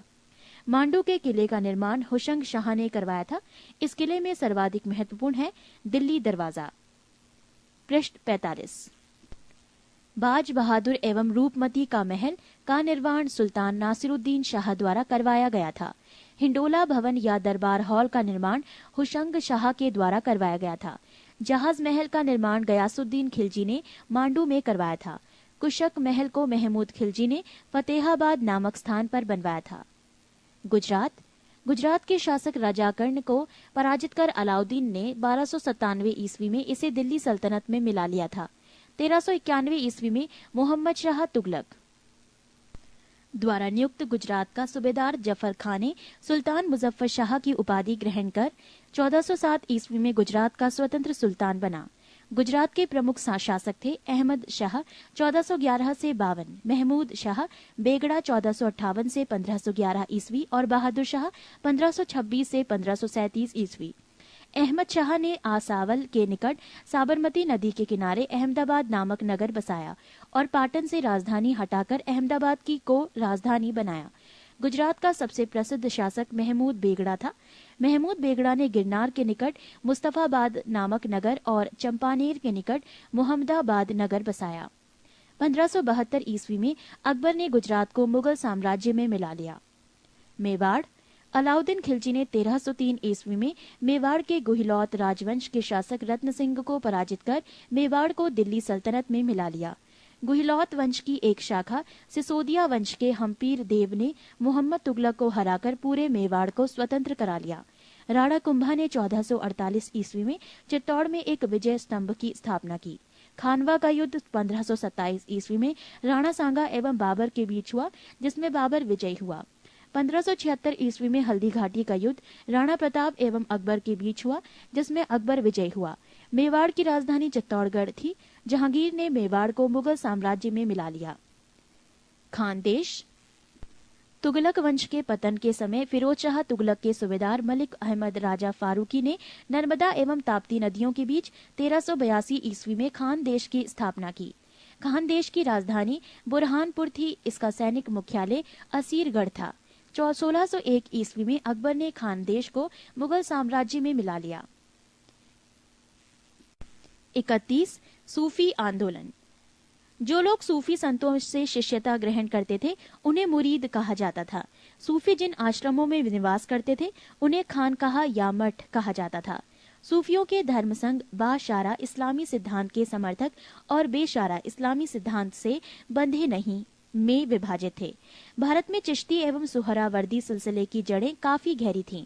1192 ईस्वी में मोहम्मद गौरी के साथ ख्वाजा मोइनुद्दीन चिश्ती भारत आए। इन्होंने यहाँ चिश्ती परंपरा की शुरुआत की। चिश्ती परंपरा का मुख्य केंद्र अजमेर था। चिश्ती परंपरा के कुछ अन्य महत्वपूर्ण संत थे निजामुद्दीन औलिया, बाबा फरीद, बख्तियार काकी एवं शेख बुरहानुद्दीन गरीब। बाबा फरीद बख्तियार काकी के शिष्य थे। बाबा फरीद की रचनाएं गुरु ग्रंथ साहिब में शामिल हैं। पृष्ठ 46। बाबा फरीद के दो महत्वपूर्ण शिष्य थे निजामुद्दीन औलिया एवं अलाउद्दीन साबिर। हजरत निजामुद्दीन औलिया ने अपने जीवन काल में दिल्ली के 7 सुल्तानों का शासन देखा था। इनके प्रमुख शिष्य थे शेख सलीम चिश्ती, अमीर खुसरो और अमीर हसन देहलवी। शेख बुरहानुद्दीन गरीब ने 1340 ईस्वी में दक्षिण भारत के क्षेत्रों में चिश्ती संप्रदाय की शुरुआत की और दौलताबाद को मुख्य केंद्र बनाया। सूफियों के सोहरावर्दी धर्म संघ या सिलसिला की स्थापना शेख शिहाबुद्दीन उमर सोहरावर्दी ने की, किंतु 1262 ईस्वी में इसके सुदृढ़ संचालन का श्रेय शेख बदरुद्दीन जकारिया को है। इन्होंने सिंध एवं मुल्तान को मुख्य केंद्र बनाया। सोहरावर्दी धर्म संघ के अन्य प्रमुख संत थे जलालुद्दीन तबरीजी, सैयद सुर्खजोश, बुरहान आदि। सोहरावर्दी सिलसिला ने राज्य के संरक्षण को स्वीकार किया था। शेख अब्दुल्ला सत्तारी ने सत्तारी सिलसिले की स्थापना की थी। इसका मुख्य केंद्र बिहार था। कादरी धर्म संघ या सिलसिला की स्थापना सैयद अब्दुल कादिर अल जिलानी ने बगदाद में की थी। भारत में इस सिलसिला के प्रवर्तक मोहम्मद गौस थे। इस सिलसिले के अनुयायी गाने बजाने के विरोधी थे। ये लोग शिया मत के विरोधी थे। राजकुमार दारा शाहजहां का ज्येष्ठ पुत्र कादरी सिलसिला के मुल्लाह शाह का भविष्य था। नक्शबंदी धर्म संघ या सिलसिला की स्थापना ख्वाजा उबैदुल्ला ने की थी। भारत में इस सिलसिला की स्थापना ख्वाजा बकी बिल्लाह ने की थी। भारत में इसके व्यापक प्रचार का श्रेय बकी बिल्लाह के शिष्य अकबर के समकालीन शेख अहमद सरहिंदी को था। फिरदौसी सोहरावर्दी सिलसिला की ही एक शाखा थी जिसका कार्यक्षेत्र बिहार था। इस सिलसिले को शेख शरीफुद्दीन याहिया ने लोकप्रिय बनाया। याहिया ख्वाजा निजामुद्दीन के शिष्य थे। 32 भक्ति आंदोलन। 6ठी शताब्दी ईस्वी में भक्ति आंदोलन का शुरुआत तमिल क्षेत्र से हुई जो कर्नाटक और महाराष्ट्र में फैल गई। भक्ति आंदोलन का विकास 12 अलवार वैष्णव संतों और 63 जिन्नैनार शैव संतों ने किया। शैव संत अप्पार ने पल्लव राजा महेंद्र वर्मन को शैव धर्म स्वीकार करवाया। भक्ति कवि संतों को संत कहा जाता था और उनके 2 समूह थे।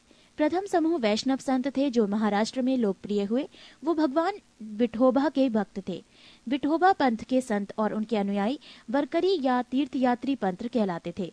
क्योंकि हर वर्ष पंढरपुर की तीर्थ यात्रा पर जाते थे। दूसरा समूह पंजाब एवं राजस्थान के हिंदी भाषी क्षेत्रों में सक्रिय था और इसकी निर्गुण भक्ति हर विशेषता से परे भगवान की भक्ति में आस्था थी। भक्ति आंदोलन को दक्षिण भारत से उत्तर भारत में 12वीं शताब्दी के प्रारंभ में रामानंद के द्वारा लाया गया। बंगाल में कृष्ण भक्ति के प्रारंभिक प्रतिपादकों में विद्यापति ठाकुर और चंडीदास थे। रामानंद की शिक्षा से दो संप्रदायों का प्रादुर्भाव हुआ, सगुण जो पुनर्जन्म में विश्वास रखता है और निर्गुण जो भगवान के निराकर रूप को पूजता है। सगुण संप्रदाय के सबसे प्रसिद्ध व्याख्याताओं में थे तुलसीदास और नाभादास, जैसे रामभक्त और निम्बार्क, वल्लभाचार्य, चैतन्य, सूरदास और मीराबाई जैसे कृष्ण भक्त। निर्गुण संप्रदाय के सबसे प्रसिद्ध प्रतिनिधि थे कबीर, जिन्हें भावी उत्तर भारतीय पंथों का आध्यात्मिक गुरु माना गया है। शंकराचार्य के अद्वैत दर्शन के विरोध में दक्षिण में वैष्णव संतों द्वारा 4 मतों की स्थापना की गई थी। दक्षिण में वैष्णव संतों द्वारा स्थापित 4 मत श्री संप्रदाय, रामानुजाचार्य विशिष्टाद्वैतवाद, ब्रह्म संप्रदाय माधवाचार्य द्वैतवाद, रुद्र संप्रदाय विष्णु स्वामी शुद्ध द्वैतवाद, सनकादि संप्रदाय निम्बकाचार्य द्वैतवाद। पृष्ठ 47। भक्ति आंदोलन के संत। रामानुजाचार्य 11वीं शताब्दी। इन्होंने राम को अपना आराध्य माना। इनका जन्म 1017 ईस्वी में मद्रास के निकट पेरुम्बर नामक स्थान पर हुआ था। 1137 ईस्वी में इनकी मृत्यु हो गई। रामानुज ने वेदांत में प्रशिक्षण अपने गुरु कांचीपुरम के यादव प्रकाश से प्राप्त किया था। रामानंद का जन्म 1299 ईस्वी में प्रयाग में हुआ था। इनकी शिक्षा प्रयाग तथा वाराणसी में हुई। इन्होंने अपना संप्रदाय सभी जातियों के लिए खोल दिया। रामानुज की भांति इन्होंने भी भक्ति को मोक्ष का एकमात्र साधन स्वीकार किया। इन्होंने मर्यादा पुरुषोत्तम राम एवं सीता की आराधना को समाज के समक्ष रखा। इनके प्रमुख शिष्य थे रैदास, हरिजन, कबीर, जुलाहा, धन्ना, जाट, सेना, नाई, पीपा, राजपूत। कबीर का जन्म 1425 ईस्वी में एक विधवा ब्राह्मणी के गर्भ से हुआ था। लोक लज्जा के भय से उसने नवजात शिशु को वाराणसी में लहरतारा के पास एक तालाब के समीप छोड़ दिया। जुलाहा, नीरू तथा उसकी पत्नी नीमा इस नवजात शिशु को अपने घर ले आए। इस बालक का नाम कबीर रखा गया। इन्होंने राम, रहीम, हजरत, अल्लाह आदि को एक ही ईश्वर के अनेक रूप माने।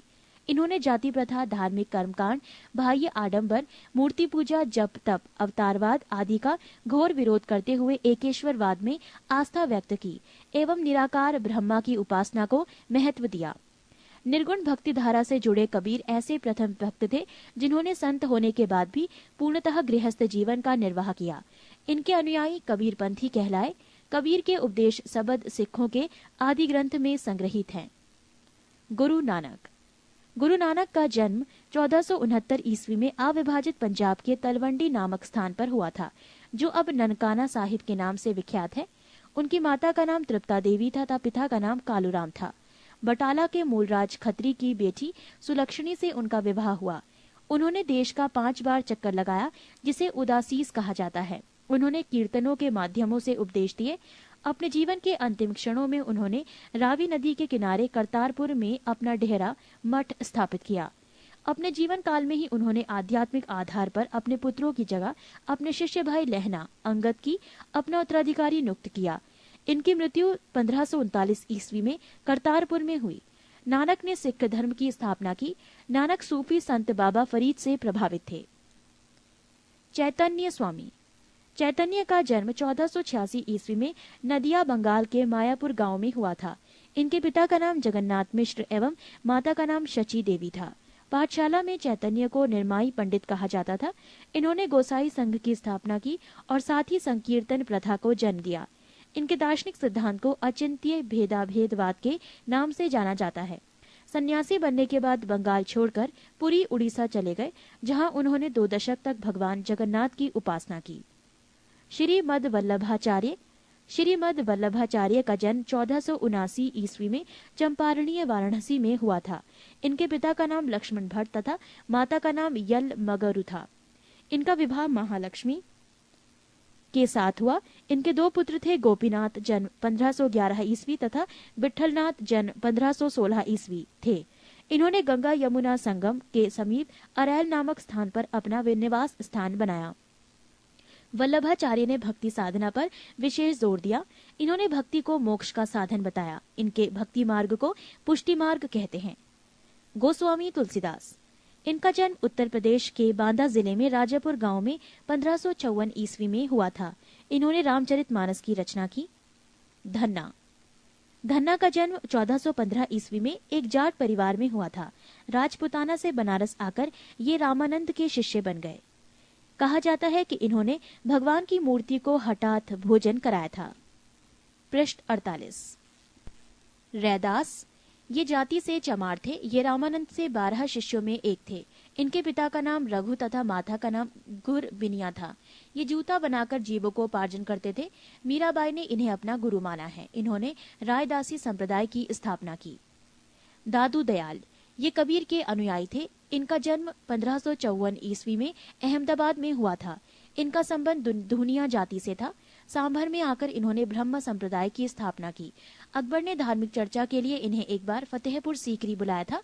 इन्होंने निपख नामक आंदोलन की शुरुआत की। 33। मुगल साम्राज्य। मुगल वंश का संस्थापक बाबर था। बाबर एवं उत्तरवर्ती मुगल शासक तुर्क एवं सुन्नी मुसलमान थे। बाबर ने मुगल वंश की स्थापना के साथ ही पद पादशाही की स्थापना की, जिसके तहत शासक को बादशाह कहा जाता था। बाबर 1526 से 1530 ईस्वी। बाबर का जन्म 24 फरवरी 1483 ईस्वी में हुआ था। बाबर के पिता उमर शेख मिर्जा फरगाना नामक छोटे राज्यों के शासक थे। बाबर फरगाना की गद्दी पर 8 जून 1494 ईस्वी में बैठा। बाबर ने 1507 ईस्वी में बादशाह की उपाधि धारण की, जिसे अब तक किसी तैमूर शासक ने धारण नहीं की थी। बाबर के 4 पुत्र थे, हुमायूं, कामरान, अस्करी तथा हिंदाल। बाबर ने भारत पर 5 बार आक्रमण किया। बाबर का भारत के विरुद्ध किया गया प्रथम अभियान 1519 ईस्वी में यूसुफ जाई जाति के विरुद्ध था। इस अभियान में बाबर ने बाजौर और भेरा को अपने अधिकार में कर लिया। बाबर को भारत पर आक्रमण करने का निमंत्रण पंजाब के शासक दौलत खान लोधी एवं मेवाड़ के शासक राणा सांगा ने दिया था। पानीपत के प्रथम युद्ध में बाबर ने पहली बार तुगलमा युद्ध नीति एवं तोपखाने का प्रयोग किया था। उस्ताद अली एवं मुस्तफा बाबर के 2 प्रसिद्ध निशानेबाज थे, जिसने पानीपत के प्रथम युद्ध में भाग लिया था। बाबर द्वारा लड़े गए प्रमुख युद्ध। पानीपत का प्रथम युद्ध। वर्ष 21 अप्रैल 1526 ईस्वी। पक्ष इब्राहिम लोदी एवं बाबर। परिणाम बाबर विजयी। खानवा का युद्ध। वर्ष 17 मार्च 1527 ईस्वी। पक्ष राणा सांगा एवं बाबर। परिणाम बाबर विजयी। चंदेरी का युद्ध। वर्ष 29 जनवरी 1528 ईस्वी। पक्ष मेदिनी राय एवं बाबर। परिणाम बाबर विजयी। घाघरा का युद्ध। वर्ष 6 मई 1529 ईस्वी। पक्ष अफगानों एवं बाबर। परिणाम बाबर विजयी। बाबर को अपनी उदारता के लिए कलंदर की उपाधि दी गई। खानवा युद्ध में विजय के बाद बाबर ने गाजी की उपाधि धारण की थी। 30 जनवरी 1528 को जहर दे देने के कारण राणा सांगा की मृत्यु हो गई। करीब 48 वर्ष की आयु में 26 दिसंबर 1530 ईस्वी को आगरा में बाबर की मृत्यु हो गई। प्रारंभ में बाबर के शव को आगरा के आराम बाग में दफनाया गया। बाद में काबुल में उसके द्वारा चुने गए स्थान पर दफनाया गया। बाबर ने अपनी आत्मकथा बाबरनामा की रचना की, जिसका अनुवाद बाद में फारसी भाषा में अब्दुल रहीम खान खाना ने किया। बाबर को मुबैयान नामक पद्य शैली का भी जन्मदाता माना जाता है। बाबर प्रसिद्ध नक्शबंदी सूफी ख्वाजा उबैदुल्ला एहरार का अनुयायी था। बाबर का उत्तराधिकारी हुमायूं हुआ। पृष्ठ 49। हुमायूं 1530-1556 ईस्वी। नसरुद्दीन हुमायूं 29 दिसंबर 1530 ईस्वी को आगरा में 23 वर्ष की अवस्था में सिंहासन पर बैठा। गद्दी पर बैठने से पहले हुमायूं बदख्शां का सूबेदार था। अपने पिता के निर्देश के अनुसार हुमायूं ने अपने राज्य का बंटवारा अपने भाइयों में कर दिया। इसने कामरान को काबुल और कंधार, मिर्जा अस्करी को संभल, मिर्जा हिंदाल को अलवर एवं मेवाड़ की जागीरें दी। अपने चचेरे भाई सुलेमान मिर्जा को हुमायूं ने बदख्शां प्रदेश दिया। 1533 ईस्वी में हुमायूं ने दीन पनाह नामक नए नगर की स्थापना की थी। चौसा का युद्ध 25 जून 1539 ईस्वी में शेर खां एवं हुमायूं के बीच हुआ। इस युद्ध में शेर खां विजयी रहा। इसी युद्ध के बाद शेर खां ने शेरशाह की पदवी ग्रहण कर ली। बिलग्राम या कन्नौज युद्ध 17 मई 1540 ईस्वी में शेर खां एवं हुमायूं के बीच हुआ। इस युद्ध में भी हुमायूं पराजित हुआ। शेर खां ने आसानी से आगरा एवं दिल्ली पर कब्जा कर लिया। बिलग्राम युद्ध के बाद हुमायूं सिंध चला गया, जहां उसने 15 वर्षों तक घुमक्कड़ों जैसा निर्वासित जीवन व्यतीत किया। निर्वासन के समय हुमायूं ने हिंदाल के आध्यात्मिक गुरु फारसवासी शिया मीर बाबा दोस्त उर्फ मीर अली अकबर जामी की पुत्री हमीदा बानू बेगम से 29 अगस्त 1541 ईस्वी को निकाह कर लिया। कालांतर में हमीदा से ही अकबर जैसे महान सम्राट का जन्म हुआ। 1555 में हुमायूं ने पंजाब के शूरी शासक सिकंदर को पराजित कर पुनः दिल्ली की गद्दी पर बैठा। हुमायूं द्वारा लड़े गए 4 प्रमुख युद्धों का क्रम है: देवरा 1531 ईस्वी, चौसा 1539, बिलग्राम 1540 एवं सरहिंद का युद्ध 1555 ईस्वी। 1 जनवरी 1556 ईस्वी को दीन पनाह भवन में स्थित पुस्तकालय की सीढ़ियों से गिरने के कारण हुमायूं की मृत्यु हो गई। हुमायूं नामा की रचना गुलबदन बेगम ने की थी। हुमायूं ज्योतिष में विश्वास करता था, इसीलिए उसने सप्ताह में 7 दिन 7 रंग के कपड़े पहनने के नियम बनाए। शेर शाह 1540 से 1545 ईस्वी। सूर साम्राज्य का संस्थापक अफगान वंशीय शेरशाह सूरी था। शेरशाह का जन्म 1472 ईस्वी में बजवाड़ा होशियारपुर में हुआ था। इनके बचपन का नाम फरीद खां था। ये सूर वंश से संबंधित था। इनके पिता हसन खां जौनपुर राज्य के अंतर्गत सासाराम के जमींदार थे। फरीद ने एक शेर को तलवार के एक ही वार से मार दिया था। उसकी इस बहादुरी से प्रसन्न होकर बिहार के अफगान शासक सुल्तान मोहम्मद बहार खां लोहानी ने उसे शेर खां की उपाधि प्रदान की। शेरशाह बिलग्राम युद्ध 1540 ईस्वी के बाद दिल्ली की गद्दी पर बैठा। शेरशाह की मृत्यु कालिंजर के किले को जीतने के क्रम में 22 मई 1545 ईस्वी को हो गई। मृत्यु के समय वो उक्का नाम का आग्नेय शास्त्र चला रहा था। कालिंजर का शासक कीरत सिंह था। शेरशाह का मकबरा सासाराम में झील के बीच ऊंचे टीले पर निर्मित किया गया है। रोहतासगढ़ किला किलाए कोहना दिल्ली नामक मस्जिद का निर्माण शेरशाह के द्वारा किया गया था। शेरशाह का उत्तराधिकारी उसका पुत्र इस्लाम शाह था। शेरशाह ने भूमि की माप के लिए 32 अंक वाला सिकंदरी गज एवं सन की डंडी का प्रयोग किया। शेरशाह ने 178 ग्रेन चांदी का रुपया एवं 380 ग्रेन तांबे के दाम चलवाया। शेरशाह ने रोहतासगढ़ के दुर्ग एवं कन्नौज के स्थान पर शेरसुर नामक नगर बसाया। शेरशाह के समय पैदावार की लगभग 1/3 भाग सरकार लगान के रूप में वसूल करती थी। पृष्ठ 50। कबूलियत एवं पट्टा प्रथा की शुरुआत शेरशाह ने की। शेरशाह ने 1541 ईस्वी में पाटलिपुत्र को पटना के नाम से पुनः स्थापित किया। शेरशाह ने ग्रैंड ट्रंक रोड की मरम्मत करवाई। मलिक मोहम्मद जायसी शेरशाह के समकालीन थे। डाक प्रथा का प्रचलन शेरशाह के द्वारा किया गया। अकबर 1542 से 1605 ईस्वी। सम्राट अकबर का जन्म 15 अक्टूबर 1542 ईस्वी को हमीदा बानू बेगम के गर्भ से अमरकोट के राणावीर साल के महल में हुआ। अकबर का राज्याभिषेक 14 फरवरी 1556 ईस्वी को पंजाब के कलानौर नामक स्थान पर हुआ। अकबर का शिक्षक अब्दुल लतीफ ईरानी विद्वान था। जब जलालुद्दीन मोहम्मद अकबर बादशाही गाजी की उपाधि से राज सिंहासन पर बैठा, बैरम खां 1556 से 1560 ईस्वी तक अकबर का संरक्षक रहा। अकबर द्वारा जीते गए प्रदेश। 1. प्रदेश मालवा, शासक बाज बहादुर, वर्ष 1561, मुगल सेनापति आदम खां, पीर मोहम्मद। 2. प्रदेश चुनार, शासक अफगानों का शासन, वर्ष 1562, मुगल सेनापति अब्दुल्ला खां। 3. प्रदेश गोंडवाना, शासक वीर नारायण एवं दुर्गावती, वर्ष 1564, मुगल सेनापति आसफ खां स्वयं अधीनता। 4. प्रदेश आमेर, शासक भारमल, वर्ष 1562, मुगल सेनापति स्वीकार किया। 5. प्रदेश मेढ़ता, शासक जयमल, वर्ष 1562, मुगल सेनापति सरफुद्दीन। 6.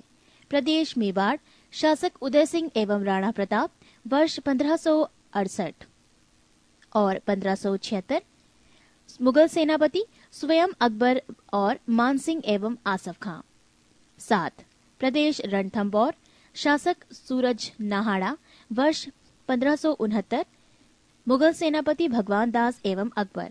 8 प्रदेश कालिंचर शासक रामचंद्र वर्ष 1569 मुगल सेनापति मजनू खां काकशा। 9 मारवाड़ शासक राव चंद्रसेन वर्ष 1570 मुगल सेनापति स्वेच्छा से अधीनता स्वीकारी। 10 जैसलमेर शासक रावल हरिराय वर्ष 1570 मुगल सेनापति स्वेच्छा से अधीनता स्वीकारी।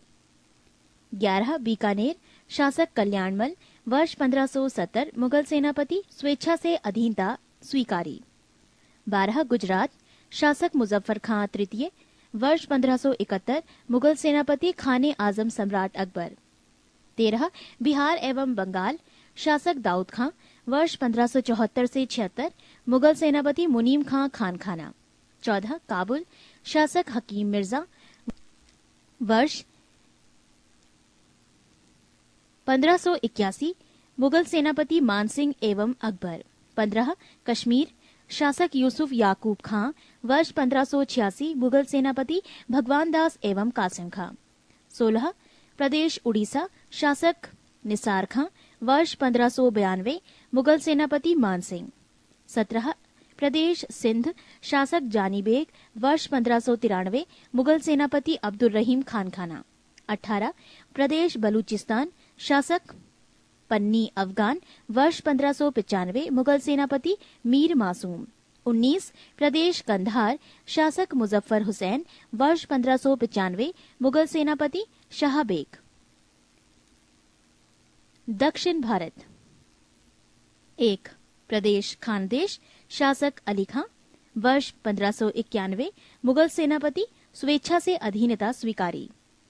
2 दौलताबाद शासक चांद बीबी वर्ष 1599 मुगल सेनापति मुराद अब्दुल रहीम खानखाना अब्दुल फजल अकबर। 3 प्रदेश अहमदनगर शासक बहादुर शाह चांद बीबी वर्ष 1600 मुगल सेनापति कुछ नहीं।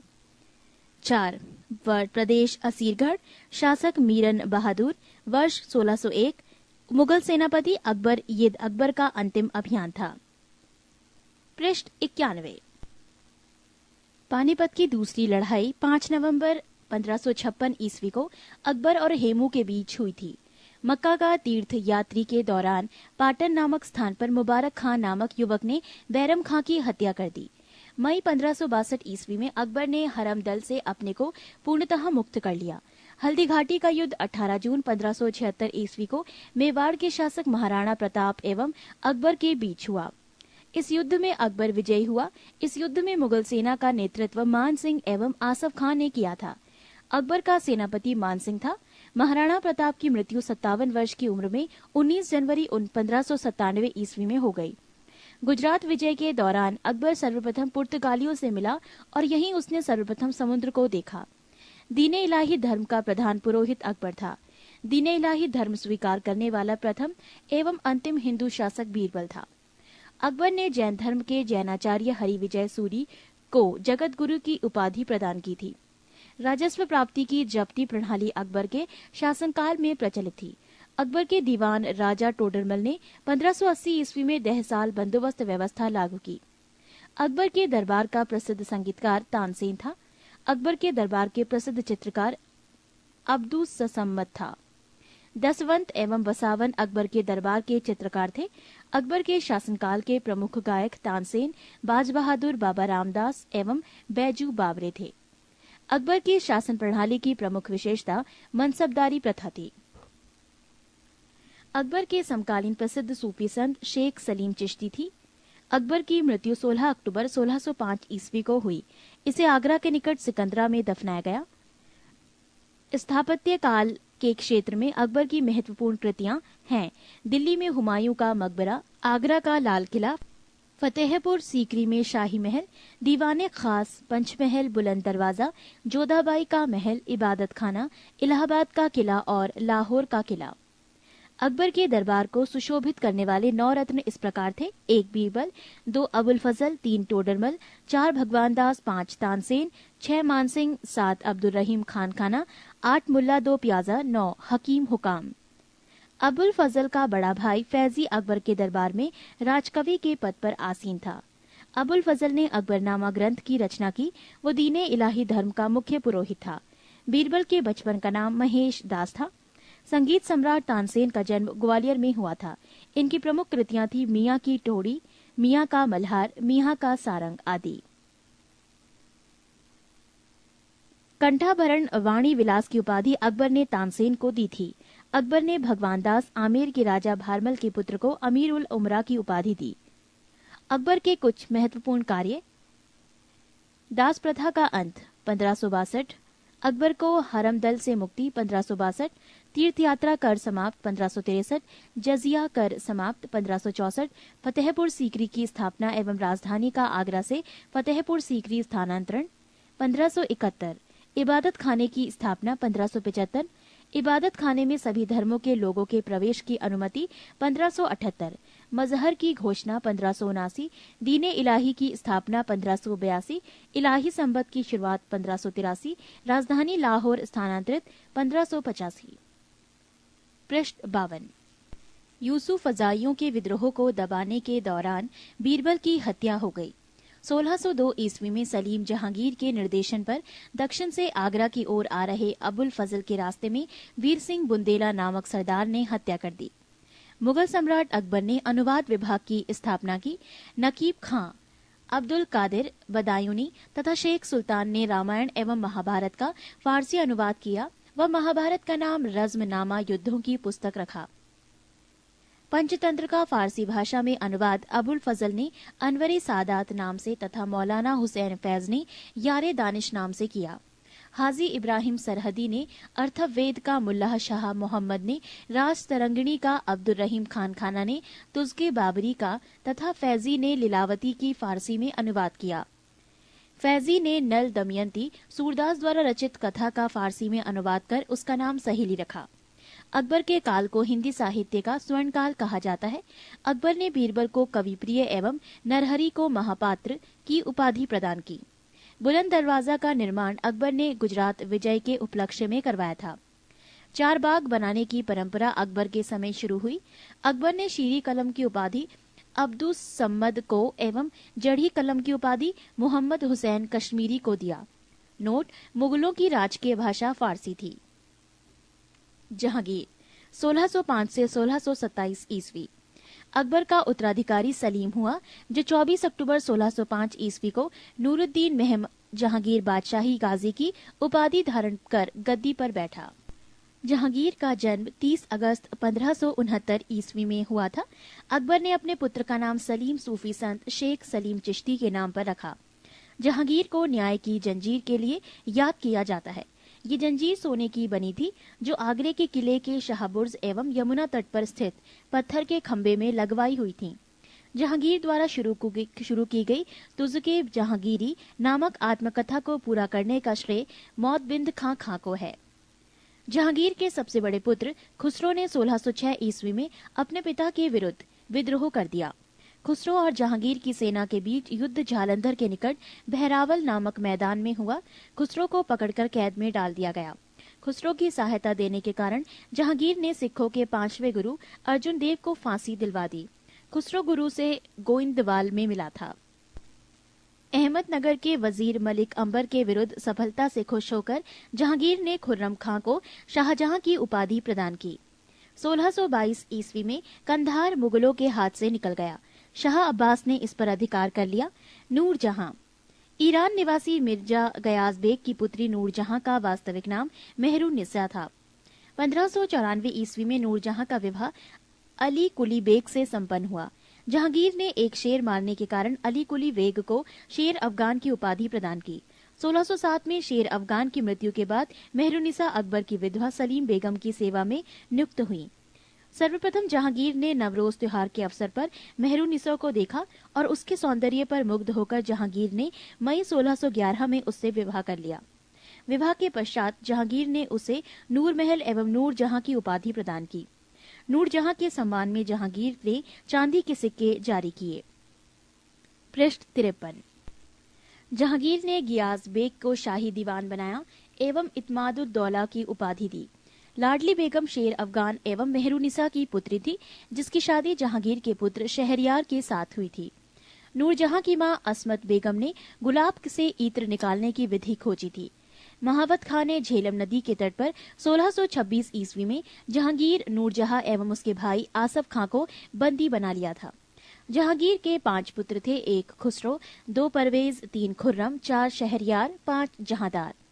28 अक्टूबर 1627 ईस्वी को भीमवार नामक स्थान पर जहांगीर की मृत्यु हो गई।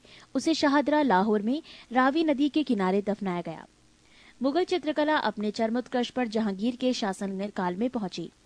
जहांगीर के दरबार के प्रमुख चित्रकार थे आगा रजा, अबुल हसन, मोहम्मद नासिर, मोहम्मद मुराद, उस्ताद मंसूर, विशनदास मनोहर एवं गोवर्धन, फारूक बेग और दौलत।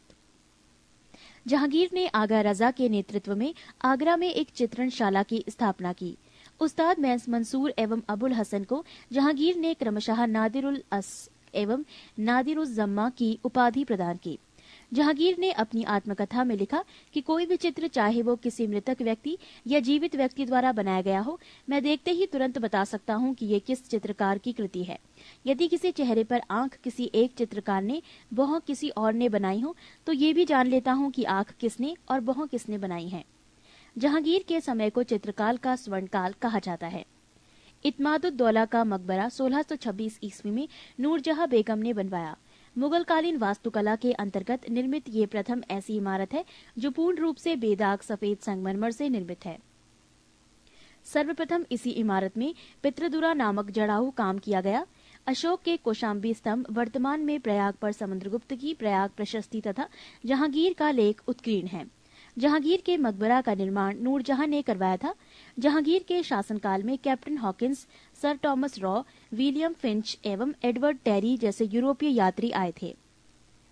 शाहजहां 1627 से 1657 ईस्वी। जहांगीर के बाद सिंहासन पर शाहजहां बैठा। जोधपुर के शासक मोटा राजा उदय सिंह की पुत्री जगत गोसाई के गर्भ से 5 जनवरी 1592 ईस्वी को खुर्रम, शाहजहां का जन्म लाहौर में हुआ था। 1612 ईस्वी में खुर्रम का विवाह आसम खां की पुत्री अर्जुमंद बानो बेगम से हुआ, जिसे शाहजहां ने मलिकाए जमानी की उपाधि प्रदान की। 7 जून 1631 ईस्वी में प्रसव पीड़ा के कारण उसकी मृत्यु हो गई। 4 फरवरी 1628 ईस्वी को शाहजहां आगरे में अब्दुल मुजफ्फर शहाबुद्दीन मोहम्मद साहिब किरने सानी की उपाधि प्राप्त कर सिंहासन पर बैठा। शाहजहां ने आसफ खां को वजीर पद एवं महावत खां को खान खाना की उपाधि प्रदान की। इसने नूरजहां को 2 लाख रुपए प्रतिवर्ष की पेंशन देकर लाहौर जाने दिया, जहां 1645 ईस्वी में उसकी मृत्यु हो गई। अपनी बेगम मुमताज महल की याद में शाहजहां ने ताजमहल का निर्माण आगरे में उसकी कब्र के ऊपर करवाया। ताजमहल का निर्माण करने वाला मुख्य स्थापत्य कलाकार उस्ताद अहमद लाहौरी था। मयूर सिंहासन का निर्माण शाहजहां ने करवाया था। इसका मुख्य कलाकार बे बादल खां था। पृष्ठ 54। शाहजहां के शासनकाल को स्थापत्य कला का स्वर्ण युग कहा जाता है। शाहजहां द्वारा बनवाई गई प्रमुख इमारतें हैं दिल्ली का लाल किला, दीवाने आम, दीवाने खास, दिल्ली जामा मस्जिद, आगरा मोती मस्जिद और ताजमहल आदि। शाहजहां ने 1638 ईस्वी में अपनी राजधानी को आगरा से दिल्ली लाने के लिए यमुना नदी के दाहिने तट पर शाहजहानाबाद की नींव डाली।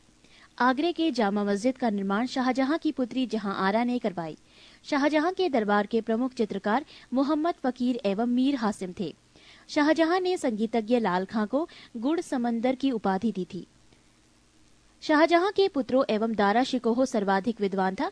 इसने भगवत गीता, योग वशिष्ठ, उपनिषद एवं रामायण का अनुवाद फारसी में करवाया। इसने सर्रे अकबर महान रहस्य नाम से उपनिषदों का अनुवाद करवाया था। दारा शिकोह कादिरी सिलसिले में मुल्लाह शाह बदख्शी का शिष्य था। शाहजहां ने दिल्ली में एक कॉलेज का निर्माण एवं दारुल बका नामक कॉलेज की मरम्मत करवाई। सितंबर 1657 ईस्वी में शाहजहां के गंभीर रूप से बीमार पड़ने और मृत्यु का अफवाह फैलने के कारण उसके पुत्रों के बीच उत्तराधिकार का युद्ध प्रारंभ हुआ। उस समय शुजा बंगाल, मुराद गुजरात एवं औरंगजेब दक्कन में था। 15 अप्रैल 1658 ईस्वी में दारा एवं औरंगजेब के बीच धर्मट का युद्ध हुआ। इस युद्ध में दारा की पराजय हुई। सामूगढ़ का युद्ध 29 मई 1658 ईस्वी को दारा एवं औरंगजेब के बीच हुआ। इस युद्ध में भी दारा की हार हुई। उत्तराधिकार का अंतिम युद्ध देवराई की घाटी में मार्च 1659 ईस्वी में हुआ। इस युद्ध में दारा को पराजित होने पर उसे इस्लाम धर्म की अवहेलना करने के अपराध में 30 अगस्त 1659 ईस्वी को हत्या कर दी गई। शाह बुलंद Iqbal, king of Lofty Fortune के रूप में दारा शिकोह जाना जाता है। 8 जून 1658 ईस्वी को औरंगजेब ने शाहजहां को बंदी बना लिया।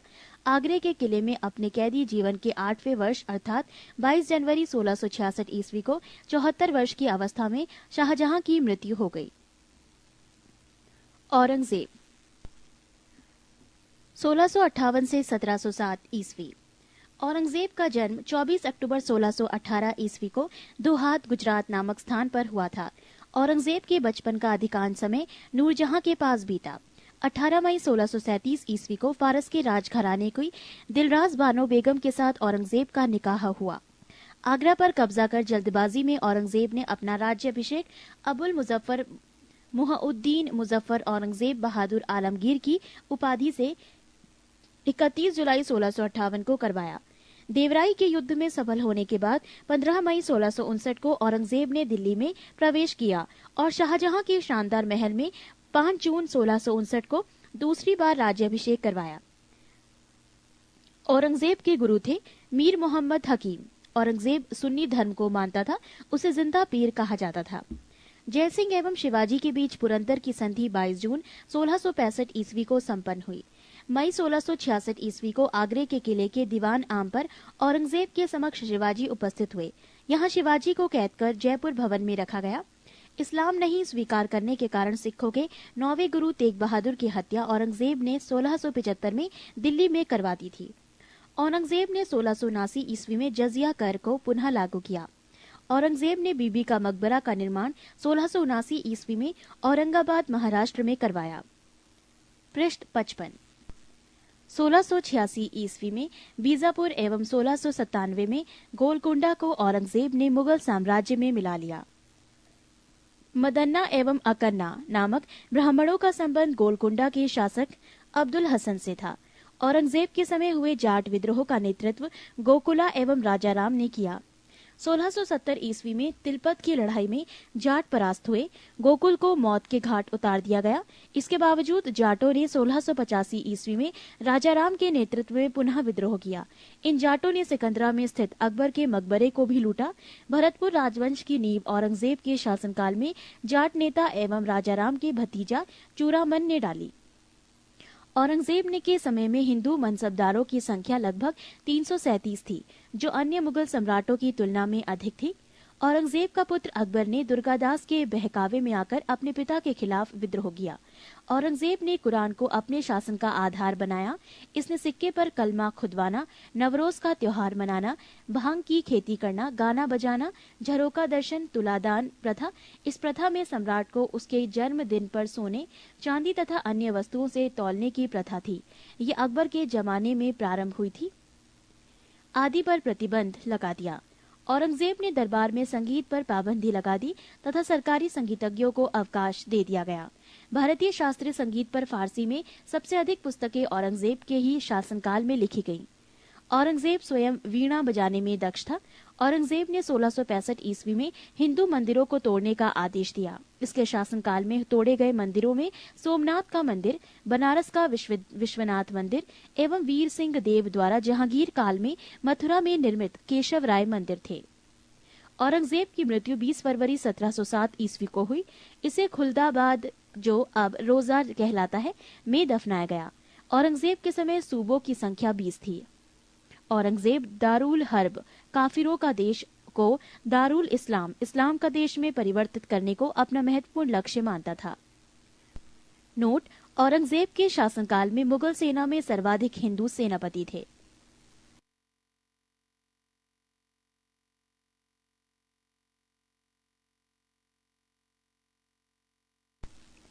चौतीस, मुगल शासन व्यवस्था। मंत्री परिषद को वजारत कहा जाता था। बाबर के शासनकाल में वजीर पद काफी महत्वपूर्ण था। सम्राट के बाद शासन के कार्यों को संचालित करने वाला सबसे महत्वपूर्ण अधिकारी वकील था, जिसके कर्तव्यों को अकबर ने दीवान मीर बख्शी, सद्र उस सद्र एवं मीर समन में विभाजित कर दिया। औरंगजेब के समय में असद खान ने सर्वाधिक 31 वर्षों तक दीवान के पद पर कार्य किया। मीर बख्शी द्वारा सरखत नाम के पत्र पर हस्ताक्षर के बाद ही सेना को हर महीने वेतन मिल पाता था। जब कभी सदर न्याय विभाग के प्रमुख का कार्य करता था तब उसे काजी कहा जाता था। लगानहीन भूमि मददे माश का निरीक्षण सदर करता था।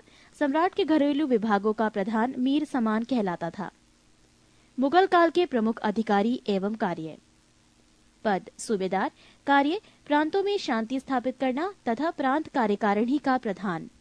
दीवान, कार्य प्रांतीय राजस्व का प्रधान सीधे शाही दीवान के प्रति जवाबदेह। बख्शी, कार्य प्रांतीय सैन्य प्रधान। फौजदार, जिले का प्रधान फौजी अधिकारी। आमिल या अमलगुजार, जिले का प्रमुख राजस्व अधिकारी। कोतवाल, नगर प्रधान। शिकदार, परगने का प्रमुख अधिकारी। आमिल, ग्राम के कृषकों से प्रत्यक्ष संबंध बनाना एवं लगान निर्धारित करना। प्रश्न 56। सूचना एवं गुप्तचर विभाग का प्रधान दरोगाए डाक चौकी कहलाता था। शरीयत के प्रतिकूल कार्य करने वालों को रोकना, आम जनता के दुष्चरित्रता से बचाने का कार्य मुहतासिब नामक अधिकारी करता था। प्रशासन की दृष्टि से मुगल साम्राज्य का बंटवारा सूबों में, सूबों का सरकार में, सरकार का परगना या महाल में, महाल का जिला या दस्तूर में और दस्तूर ग्राम में बटे थे। प्रशासन की सबसे छोटी इकाई ग्राम थी जिसे मावदा या दीह कहते थे। मावदा के अंतर्गत छोटी छोटी बस्तियों को नागला कहा जाता था। शाहजहां के शासनकाल में सरकार एवं परगना के मध्य चकला ग्राम की एक नई इकाई की स्थापना की गई थी। भूमिकर के विभाजन के आधार पर मुगल साम्राज्य की समस्त भूमि 3 वर्गों में विभाजित थी। 1 खालसा भूमि, प्रत्यक्ष रूप से बादशाह के नियंत्रण में। 2 जागीर भूमि, तनख्वाह के बदले दी जाने वाली भूमि। 3 सयूरगल या मददे माश, अनुदान में दी गई लगानहीन भूमि, इसे मिल्क भी कहा जाता था। शेरशाह द्वारा भूराजस्व हेतु अपनाई जाने वाली पद्धति राय का उपयोग अकबर ने भी किया था। अकबर के द्वारा करोड़ी नामक अधिकारी की नियुक्ति 1573 ईस्वी में की गई थी। इसे अपने क्षेत्र से 1 करोड़ दाम वसूल करना होता था। 1580 ईस्वी में अकबर ने दहसाला नाम की पर नवीन कर प्रणाली प्रारंभ की। इस व्यवस्था को टोडरमल बंदोबस्त भी कहा जाता है। इस व्यवस्था के अंतर्गत भूमि को 4 भागों में विभाजित किया गया। 1 पोलज, इसमें नियमित रूप से खेती होती थी, वर्ष में 2 बार फसल। 2 परती, इस भूमि पर 1 या 2 वर्ष के अंतराल पर खेती की जाती थी। 3 चाचर, इस पर 3 से 4 वर्ष के अंतराल पर खेती की जाती थी।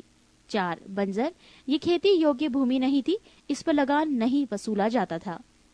1570 से 71 ईस्वी में टोडरमल ने खालसा भूमि पर भू राजस्व की नवीन प्रणाली जब्ती प्रारंभ की। इसमें कर निर्धारण की 2 श्रेणी थी, एक को तख्शीस एवं दूसरे को तहसील कहते थे। औरंगजेब ने अपने शासनकाल में नस्क प्रणाली को अपनाया और भू राजस्व की राशि को उपज का आधा कर दिया। मुगल काल में कृषक 3 वर्गों में विभाजित थे। 1 खुदकाश्त, ये किसान उसी गांव की भूमि पर खेती करते थे जहां के वो निवासी थे। 2 पाही काश्त, ये दूसरे गांव जाकर कृषि कार्य करते थे। 3 मुजारियन, खुदकाश्त कृषकों से भूमि किराए पर लेकर कृषि कार्य करते थे। मुगल काल में रुपये की सर्वाधिक ढलाई औरंगजेब के समय में हुई। आना सिक्के का प्रचलन शाहजहां ने करवाया। जहांगीर ने अपने समय में सिक्कों पर अपनी आकृति बनवाई, साथ ही उस पर अपना एवं नूरजहां का काम अंकित करवाया।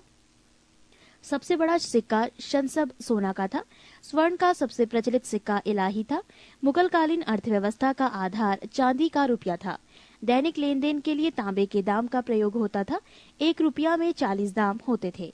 मुगल सेना 4 भागों में विभक्त थी। 1 पैदल सेना, 2 घुड़सवार सेना, 3 तोपखाना और 4 हाथी सेना।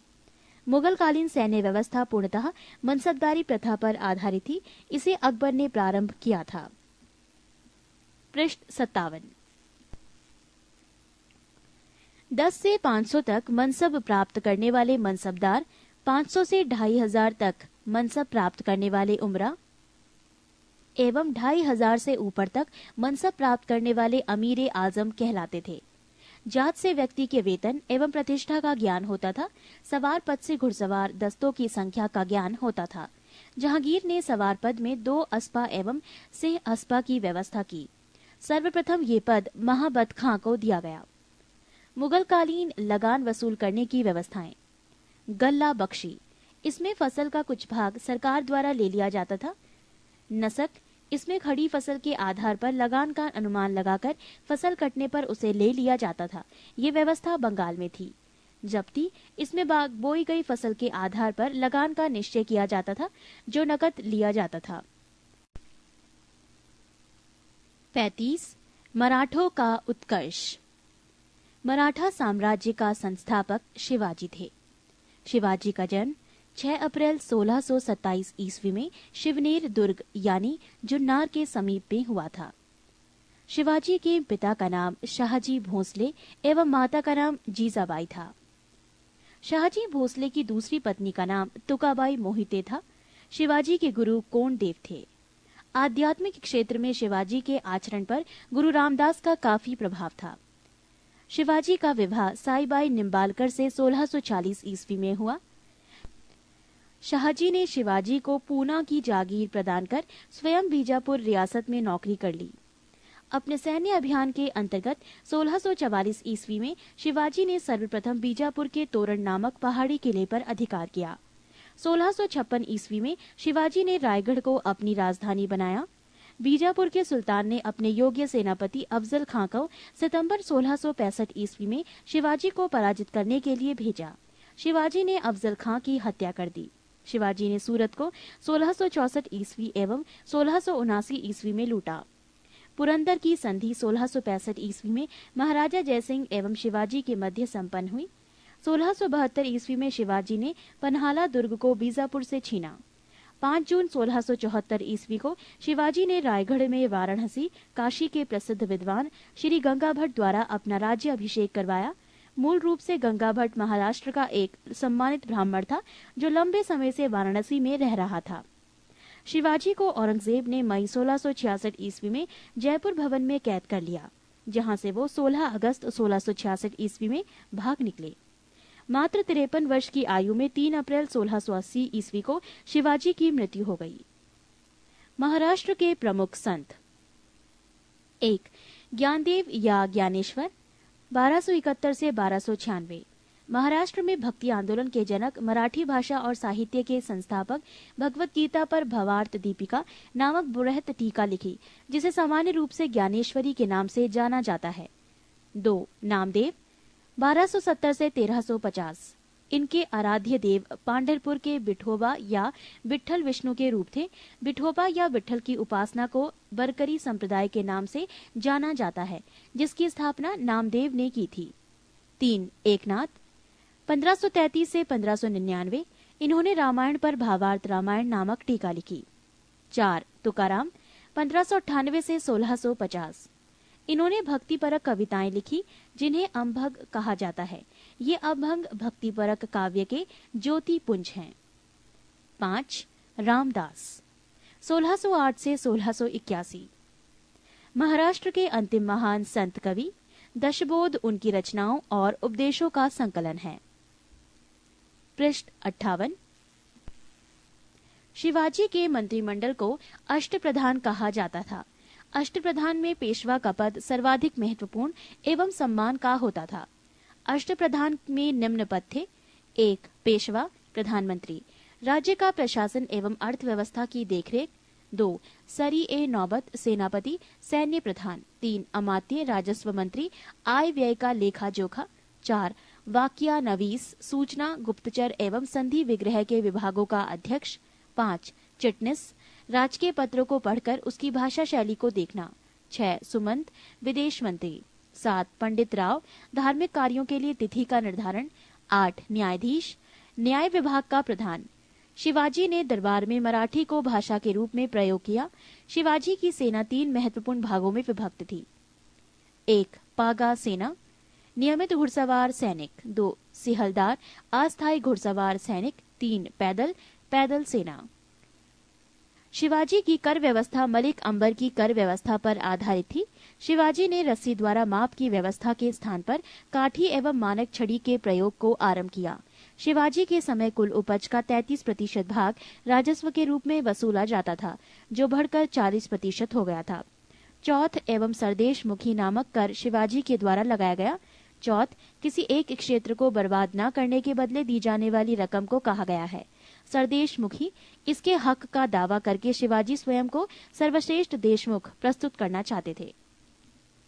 शिवाजी ने किले की सुरक्षा के लिए नियुक्त अधिकारी, हवलदार, किले की आंतरिक व्यवस्था की देखरेख, सरैनोबत, किले की सेना का नेतृत्व, सवनिस, किले की अर्थव्यवस्था, पत्र व्यवहार एवं भंडार की देखरेख। शिवाजी के उत्तराधिकारी। शिवाजी का उत्तराधिकारी संभाजी था। संभाजी ने उज्जैन के हिंदी एवं संस्कृत के प्रकांड विद्वान कवि कलश को अपना सलाहकार नियुक्त किया। मार्च 1689 ईस्वी को मुगल सेनापति मरखरब खान ने संगमेश्वर में छिपे हुए संभाजी एवं कवि कलश को गिरफ्तार कर लिया और उसकी हत्या कर दी। संभाजी के बाद 1689 ईस्वी में राजाराम को नए छत्रपति के रूप में राज्य अभिषेक किया गया। राजाराम ने अपनी दूसरी राजधानी सतारा को बनाया। राजाराम मुगलों से संघर्ष करता हुआ 1700 ईस्वी में मारा गया। राजाराम की मृत्यु के बाद उसकी विधवा पत्नी ताराबाई अपने 4 वर्षीय पुत्र शिवाजी द्वितीय का राज्याभिषेक करवाकर मराठा साम्राज्य की वास्तविक संरक्षिका बन गई। 1707 ईस्वी में औरंगजेब की मृत्यु के बाद संभाजी के पुत्र साहू, जो औरंगजेब के कब्जे में थे, भोपाल के निकट के मुगल शिविर से वापस महाराष्ट्र आया। साहू एवं ताराबाई के बीच 1707 ईस्वी में खेड़ा का युद्ध हुआ, जिसमें साहू विजयी हुआ। साहू ने 22 जनवरी 1708 ईस्वी को सतारा में अपना राज्य अभिषेक करवाया। साहू के नेतृत्व में नवीन मराठा साम्राज्यवाद के प्रवर्तक पेशवा लोग थे, जो साहू के पैतृक प्रधानमंत्री थे। पेशवा पद पहले पेशवा के साथ ही वंशानुगत हो गया था। 1713 ईस्वी में साहू ने बालाजी विश्वनाथ को पेशवा बनाया। इनकी मृत्यु 1720 ईस्वी में हुई। इसके बाद पेशवा बाजीराव प्रथम हुए। पृष्ठ 59। पेशवा बाजीराव प्रथम ने मुगल साम्राज्य की कमजोर हो रही स्थिति का फायदा उठाने के लिए साहू को उत्साहित करते हुए कहा कि आओ, हम इस पुराने वृक्ष के खोखले तने पर प्रहार करें। शाखाएं तो स्वयं गिर जाएंगी। हमारे प्रयत्नों से मराठा पताका कृष्णा नदी से अटक तक फहराने लगेगी। उत्तर में साहू ने कहा, निश्चित रूप से ही आप इसे हिमालय के पार गाड़ देंगे। निसंदेह आप योग्य पिता के योग्य पुत्र हैं। पालखेड़ा का युद्ध 7 मार्च 1728 ईस्वी बाजीराव प्रथम एवं निजामुल मुल्क के बीच हुआ, जिसमें निजाम की हार हुई। निजाम के साथ मुंशी शिवगांव की संधि हुई। अंग्रेज मराठा संघर्ष के अंतर्गत होने वाली प्रमुख संधियां और वर्ष: सूरत की संधि वर्ष 1775, पुरंदर की संधि 1776, बड़गांव की संधि 1779, सालाबाई की संधि 1782, बसीन की संधि 1802, देवगांव की संधि 1803, सुरजी अर्जुन गांव की संधि 1803, राजापुर घाट की संधि 1804, नागपुर की संधि 1816, ग्वालियर की संधि 1817, पूना की संधि 1817, मंदसौर की संधि 1818। दिल्ली पर आक्रमण करने वाला प्रथम पेशवा बाजीराव प्रथम था, जिसने 29 मार्च 1737 ईस्वी को दिल्ली पर धावा बोला था। उस समय मुगल बादशाह मुहम्मद शाह दिल्ली छोड़ने के लिए तैयार हो गया था।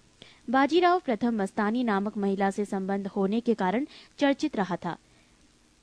1740 ईस्वी में बाजीराव प्रथम की मृत्यु हो गई। बाजीराव प्रथम की मृत्यु के बाद बालाजी बाजीराव 1740 ईस्वी में पेशवा बना। 1750 ईस्वी में संगोला संधि के बाद पेशवा के हाथ में सारे अधिकार सुरक्षित हो गए। बालाजी बाजीराव को नाना साहब के नाम से भी जाना जाता था।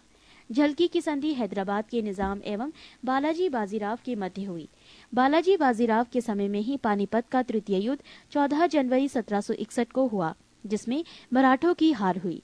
इस हार को नहीं सह पाने के कारण बालाजी की मृत्यु 1761 ईस्वी में हो गई। माधवराव नारायण प्रथम 1761 ईस्वी में पेशवा बना। इसने मराठों की खोई हुई प्रतिष्ठा को पुनः प्राप्त करने का प्रयास किया। माधवराव ने ईस्ट इंडिया कंपनी की पेंशन पर रह रहे मुगल बादशाह शाह आलम द्वितीय को पुनः दिल्ली की गद्दी पर बैठाया। मुगल बादशाह अब मराठों का पेंशन भोगी बन गया। पेशवा नारायण राव 1772 से 73 की हत्या उसके चाचा रघुनाथ राव के द्वारा की गई। पेशवा माधवराव नारायण द्वितीय की अल्पायु के कारण मराठा राज्य की देखरेख 12 बाई थे सभा नाम की 12 सदस्यों की एक परिषद करती थी। इस परिषद के 2 महत्वपूर्ण सदस्य थे, महादजी सिंधिया एवं नाना फडणवीस। अंतिम पेशवा राघोबा का पुत्र बाजीराव द्वितीय था, जो अंग्रेजों की सहायता से पेशवा बना था। मराठों के पतन में सर्वाधिक योगदान इसी का था। ये सहायक संधि स्वीकार करने वाला प्रथम मराठा सरदार था। प्रथम आंग्ल मराठा युद्ध 1775 से 82 ईस्वी तक चला। इसके बाद 1776 ईस्वी में पुरंदर की संधि हुई। इसके तहत कंपनी ने रघुनाथ राव के समर्थन को वापस ले लिया। द्वितीय आंग्ल मराठा युद्ध 1803 से 1805 ईस्वी में हुआ। इसमें भोसले नागपुर ने अंग्रेजों को चुनौती दी। इसके फलस्वरूप 7 सितंबर 1803 ईस्वी को देवगांव की संधि हुई। तृतीय आंग्ल मराठा युद्ध 1816 से 1818 ईस्वी में हुआ। इस युद्ध के बाद मराठा शक्ति और पेशवा के वंशानुगत पद को समाप्त कर दिया गया। पेशवा बाजीराव द्वितीय ने कोरेगांव एवं अष्टी के युद्ध में हारने के बाद फरवरी 1818 ईस्वी में मेलकम के सम्मुख आत्मसमर्पण कर दिया। अंग्रेजों ने पेशवा के पद को समाप्त कर बाजीराव द्वितीय को कानपुर के निकट बिठूर में पेंशन पर जीने के लिए भेज दिया, जहां 1853 ईस्वी में इसकी मृत्यु हो गई। पृष्ठ 60। आप देख रहे हैं फिलिपा पेडागोगिक्स यूट्यूब चैनल। हमारे टेस्ट सीरीज और प्रेप कोर्सेज को ज्वाइन करिए, अपनी सफलता और निश्चित करिए। जानकारी के लिए हमारे वेबसाइट www.philippa.com पे जाएं। You are watching Philippa Pedagogics YouTube channel. Try our test series and prep courses and boost your examination preparation. For details, kindly visit our website www.philippa.com.